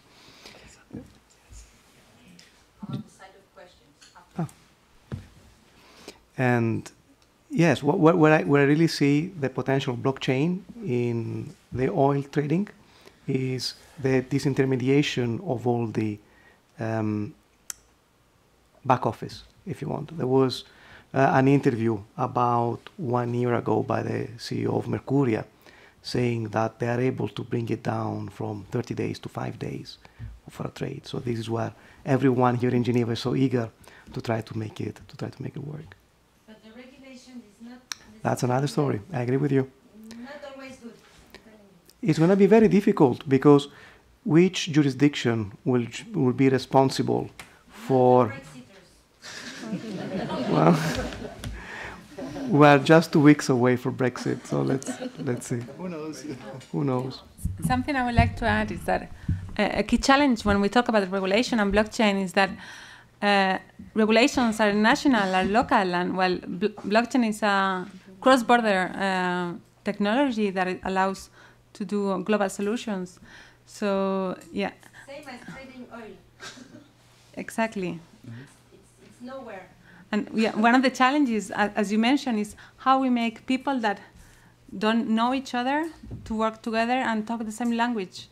And it connects with the topic that we mentioned about interoperability, how we make the systems, but also the people. How can we make engineers discuss with business people and understand each other, and so that when we understand what is the value of the technology, we can also understand what the technology can bring us as for a specific purpose. So. I also would like to add, blockchain has never been unregulated. There's a lot of regulation, and the regulation has not been applied because regulators were not able to apply it. And still, regulation in many cases is not appropriate. So we need to adjust regulation so it's appropriate. And of course, we have to find an agreement what kind of regulation is appropriate. But right now, we often are confronted with situations where we have existing regulations that is applied to blockchain, but that doesn't make so much sense. And of course, it's national regulation, and whenever a blockchain is global, then you're confronted with a lot of different national regulations that do not really fit blockchain. And that's, I think, the most striking problem with regulation with blockchain. And there are countries like Malta where the regulation of blockchain is quite strict, but it's specific to blockchain. And I think this is rather the future than applying a regulation that is not made for blockchain to blockchain. Thank you, Jörn. There is a question on the other side first, please. Since we talked a lot, you mentioned a lot CSR, and it's my domain. And I was wondering how blockchain supposedly that traces even intangibles can really trace the intangibles of like child labor and the likes, because companies that supposedly also have CSR, they're really strong. Apple is well known that they had to really revise their policies because of child labor in cobalt mines. How can we kind of trace that, or even respond to this kind of challenges faced in sustainability? Yeah, thank you, Pavlina, for the question. It's you're asking actually the correct question. When we started on that, sorry, working? Someone needs to shut it. Oh, okay, sorry. When we started on that project with Terre des Hommes related to child labor, obviously the objective was to to determine, okay, what are we trying to solve? What is the current issue? Rather than to think about technology. Blockchain really came on day 2.5, roughly. I mean, the first day and a half was really about to set the scene. People who were living there, people who were experiencing the day-to-day child labor itself in the gold mine, was trying to distinguish, okay, what difficulty do they have? Does the child have an identity? How does the child has the identity? How does he prove himself? Does he have a family? Does he have a custodian? Does he have actually even a bank account? How does he get paid? So all those points were actually laid out like an état du lieu, like an establishment of actually the current situation. And then for every single, I will quote that as a field, for every item or for every asset, whatever you want to name it, we try to find out whether those intangible or those tangible can actually be digitalized. Can they be digitalized first in a database, or could potentially the blockchain solve it? Digital identity. So from the initial part, we were brainstorming. Also, a very interesting question among the 8 participants. We're actually brainstorming about whether we are going to initiate a token for the child, for the miner, the actually gold miner, not the Bitcoin miner, but the miner, the gold miner. Where does the token sit? Does the token of the gold sit at the refinery, but then we lose the entire traceability of the actual person who gets the incentive of actually sending his kid to the school rather than sending the kid to the gold mine? Because obviously sending the kid to the gold mine brings more money at home rather than sending the kid to the school. So all those individual item or asset, tangible and intangible, were sort of digitalized. So we're coming with the ideas of giving a digital identity, partnering with the community, partnering with the state. The country was actually Burkina Faso, in order to find out to what extent can the state, can the government provide a digital identity to the children, to the parent. Will the parent be able to use information related to the digital identity to go and get supply in the food store? So all those different items were saying, okay, well, we potentially use the blockchain with a hash, and everything is tracked from day one, from the actual work, including the gold mine itself, including who is the gold mine distributor. So all those things can be, because at the end of the day, a blockchain is from a geek perspective, is a database. It's an improved Excel that you put a field. All the different formats, number, currency, decimal, text, can be put on the blockchain. So that's why you really have to start from the scratch, say all those assets, can we actually digitalize them and put them on the blockchain? Whether from a container perspective or from the content, because obviously due to scalability, you're not going to put like all the different pictures of the kids on the blockchain, but you will put the hash code, and all the pictures will still be held by the state, but they will put the hash, say who went to school, who went to actually the gold mines. And then at the end of the month, if you make statistics of all the different kids who went to school, those kids, the parents, will get more incentives in terms of token be given to them. Thank you. There is a question on the front before. Hi, Royce Fulton with Denominator Group. We're supported by the Bill and Melinda Gates Foundation to look at blockchain for the vaccine supply chain. As some background, I was at the UN Palais des Nations meeting last week, which was billed as an introduction to blockchain for the Geneva community, knowing that Crypto Valley exists, but they haven't really had a confirmed presence in the international community. So I'm aware of the perceptions and also kind of the, I think, well-informed skepticism that people have when they're being first exposed to this technology.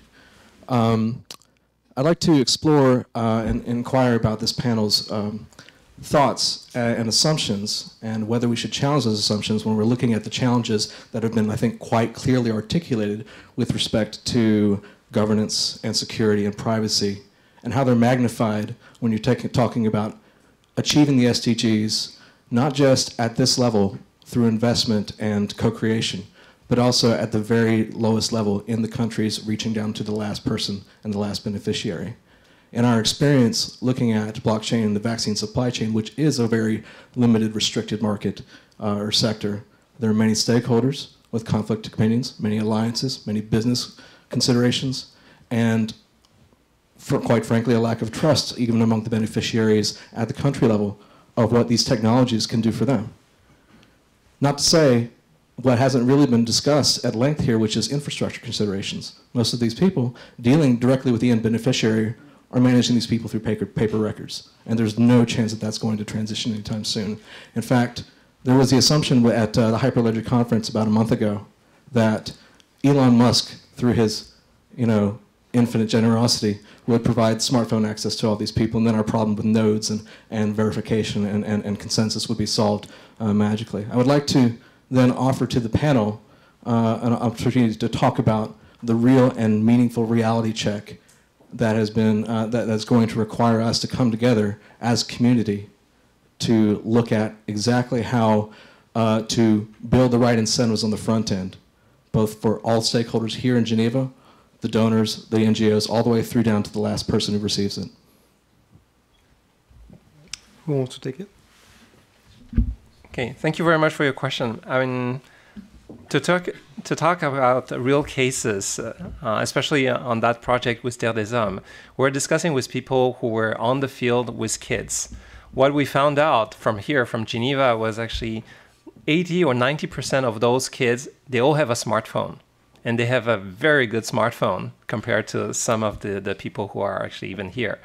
And so given on that status of the kids who were all connected, they were using their phone to pay, they were using their phones to actually get meat, get bread, get any kind of supplies that they would need, and using their phones to actually transact, to provide transaction, like a little bit like Twint or those kind of technologies. So I was actually pretty amazed that all those micro funding, micro technology do actually exist. They exist in Burkina Faso, in some deserted area. They exist in other locations. If I want to talk about the World Food Program as well, they are using actually Hyperledger, and they use the biometrics for all those Syrian refugees. The 80,000 proof of concept prototype that was actually launched in those refugee camps, they are using actually biometrics. So the refugees, they are not using any phones. They are not using paper money. They use their retinal scan to go through the supermarket to get the supplies. And I remember the lawyer asking the question, oh, but what about privacy of the eye? What about privacy? Do they know about GDPR? And I said, same thing. Technology is there to enable efficiency. The person from that was actually presenting the building blocks from World Food Program was saying... Was it Human or Sam? Yeah, I think so. Yeah, that was last year in May during the UNCTAD actually presentation. He was saying that 85% of the bank fees can be eliminated. Okay, from a purely practical perspective, I say, how do you actually rate that 85%? Is 85% of a total, or 80% only on the last mile, or 85% on the intermediary? Actually, there's a mathematical calculation about it. But having said that, in all those developing countries, I've seen that their technology is actually there, and people, private investors, or actually private companies, are there actually to build infrastructure to enable poor people in order to make sure that the last mile, the beneficiary, the end beneficiary, and let's talk about the kid, let's talk about the refugee, he really gets what he's deserved to. And from a traceability of funds, there are many projects with whether it's Global Fund or any other UN or NGOs that actually track down from the donor perspective. Let's say you put $10, the $10 is assigned, $1 is assigned to beneficiary 1, 2, 3, 4, 5, 6, 7, 8, 9, 10. And actually the donor, he's able, using the blockchain, there has been not only a proof of concept, but actually a real case, is able to find out, did the beneficiary receive that $1 that was assigned to him? Maybe without actually wanting to sell them, but Binance Charity Foundation, they created the Binance Charity Foundation last year, and they are able to actually to promote this technology by providing fund, by providing charity to the end consumer. And they managed to do it in 2 countries. I forgot which countries, but they managed to do it in 2 countries already. So it's there. And so private sector, for humanitarian purposes, for SDGs, they are putting it, whether countries are ready from a regulation perspective or not ready, but at least they're promoting it, and they're trying to demonstrate that from an efficiency perspective, from a beneficiary perspective, the school, the kids, the refugees can really benefit from that. I just want to add also, because I also have been experienced how technology can be used when it's solving a problem, and not when geeks are trying to sell you something. And my feeling is that, and actually I question myself, maybe I'm entering too early in that sector, because when I start talking to my partners about blockchain last year, they were talking about things I couldn't understand. I really tried hard, actually. And one day I thought, stop trying to understand how it works, but just what it can solve. And then suddenly you switch, and you realize how fast it can be. 12 years ago, I was in Kenya with people trying to see how they can transfer payments via an SMS, and that was M-Pesa. M-Pesa today is probably 90% of the population in Kenya is using M-Pesa. Everyone is using that system. So my feeling is that blockchain is entering into a new area where the geeks are doing their job, but where people actually not coming from the tech industry are starting to understand what can be the solution. And what you did with Terre des Hommes is exactly what I think people should do, is trying to take a problem and just think how blockchain can solve or not. Because probably 80% of the time or 90% of the time it doesn't serve. But when it serves, it can be really, really interesting and can impact really quickly the way things are done. And especially in regulation, that's when you actually talk with the government. Say, talk to the schooling system, to the public sector. Say, well, we're trying to solve this situation by giving education to kids, to send kids to school. They don't bring money home, rather than to gold mines. So it solves many problems at the same time, to reduce the child labor and to give a better education to kids. And obviously countries that think about, they think, okay, well, that's very interesting. Okay, well, let's do it. And it's only beneficial for them. During the blockchain hype, everybody wanted to use blockchain. And so there are many projects, and I'm afraid I think the World Food Programme is one of those projects as well, where blockchain was used but didn't have a specific use. So we use blockchain because, we use it as a database, but we could just use a database for it. We have a private node, like in the World Food Programme's project, a private node of not Hyperledger, but Ethereum they use. And it needs to stay private because it has the retina information in it. And it's a perfect project because it really is efficient, but it didn't need to have blockchain inside. But blockchain inside was a marketing feature. But now we are entering a different phase of blockchain. Blockchain hype is going down, and now you have to prove why you are using blockchain. And blockchain, in many cases, does make sense, but you have to prove it. It's not just you take any project, you put blockchain on it, and then it flies. Now it's rather the opposite. You have to make a case for blockchain, and there are enough cases for blockchain, but you have to prove it. And so because of that hype, many projects have a bad reputation, and that blockchain has been overused as a marketing feature. So now we are kind of consolidating on those projects where blockchain really makes sense, and those projects do exist, and they really can be beneficial. Thank you, Jorn. And I will just take one final question before we go to the breakouts.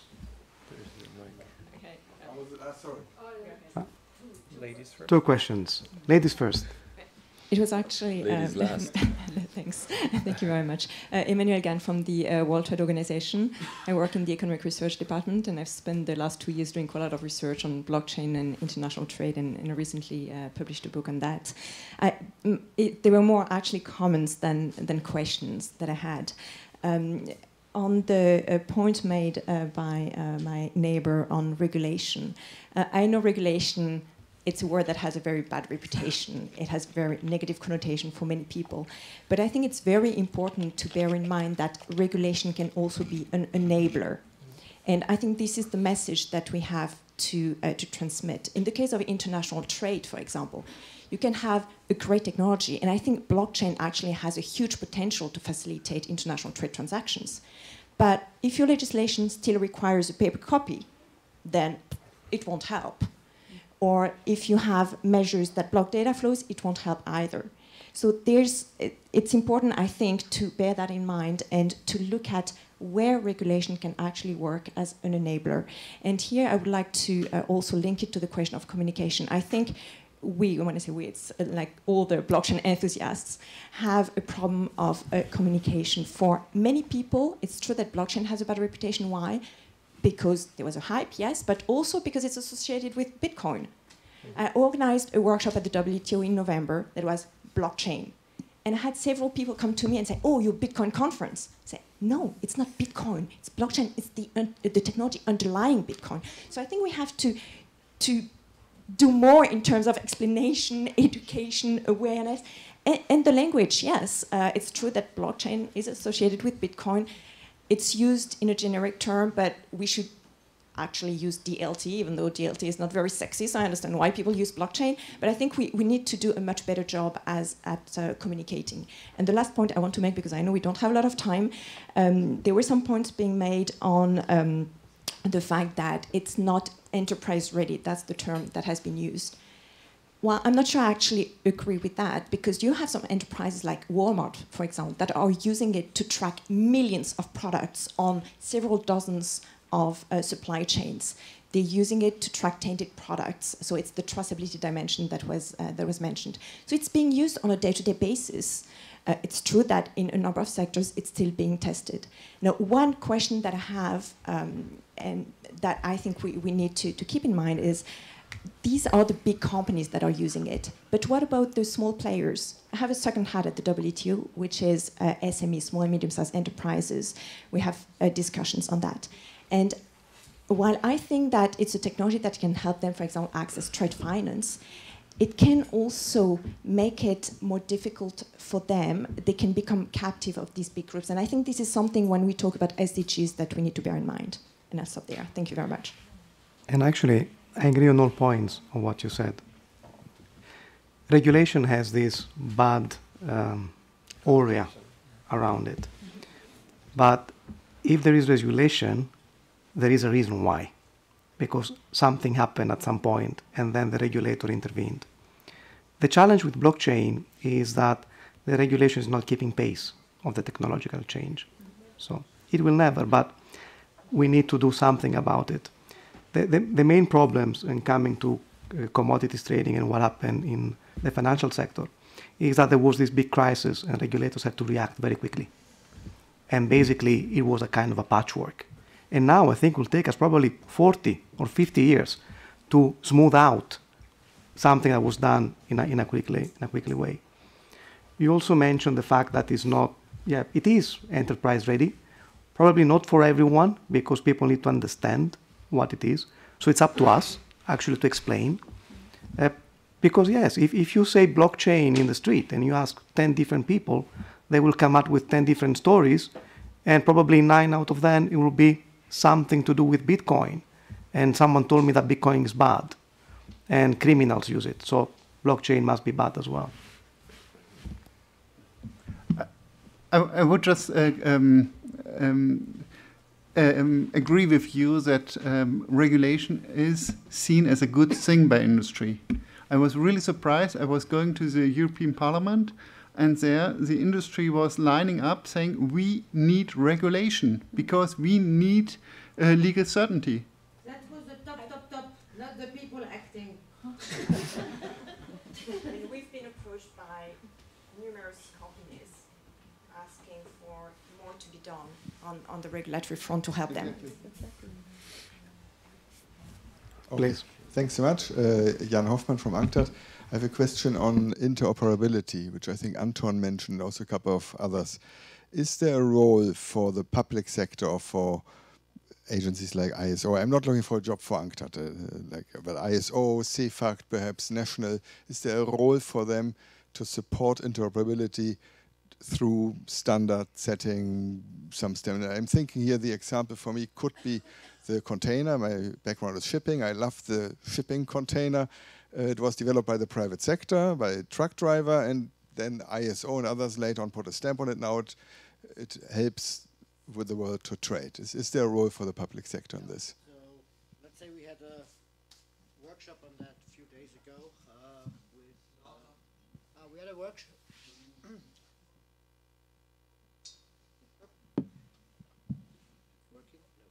No, I will be loud enough, okay?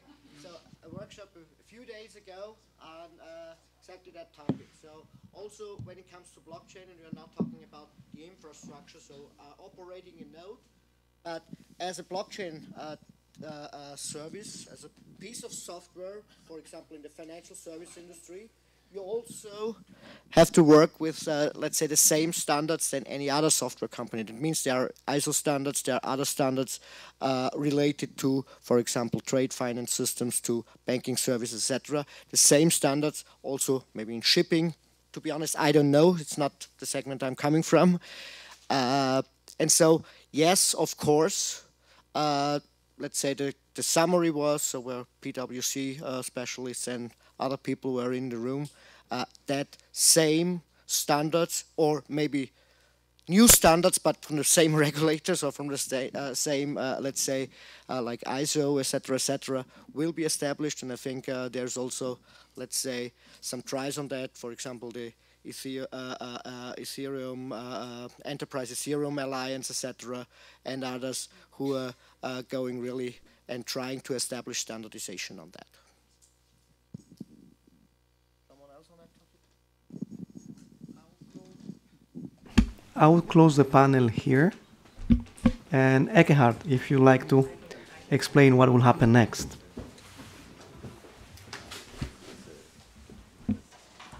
All right, thank you very much. This was an exciting discussion, I have to say. I mean, we went a bit over time for what we had initially planned. If you can bear with us for like 10-15 minutes, because we would like to have 6 breakout sessions where we can deepen maybe into some of the points that we just discussed. Each of the panelists were really ready and helpful this evening to kind of engage with you on these different topics, so you easily identify whose kind of breakout session belongs to whom. And we have prepared some flip charts, so that if you can just kind of provide maybe your solutions. Ideally, you can even do that in a way that you come up to the different breakout sessions, as I said, with the 6 different panelists. You write your particular solution, your particular ideas, your particular question even on that flip chart, and then we can have a quick summary at the end before Renate opens up for the buffet. Thank you.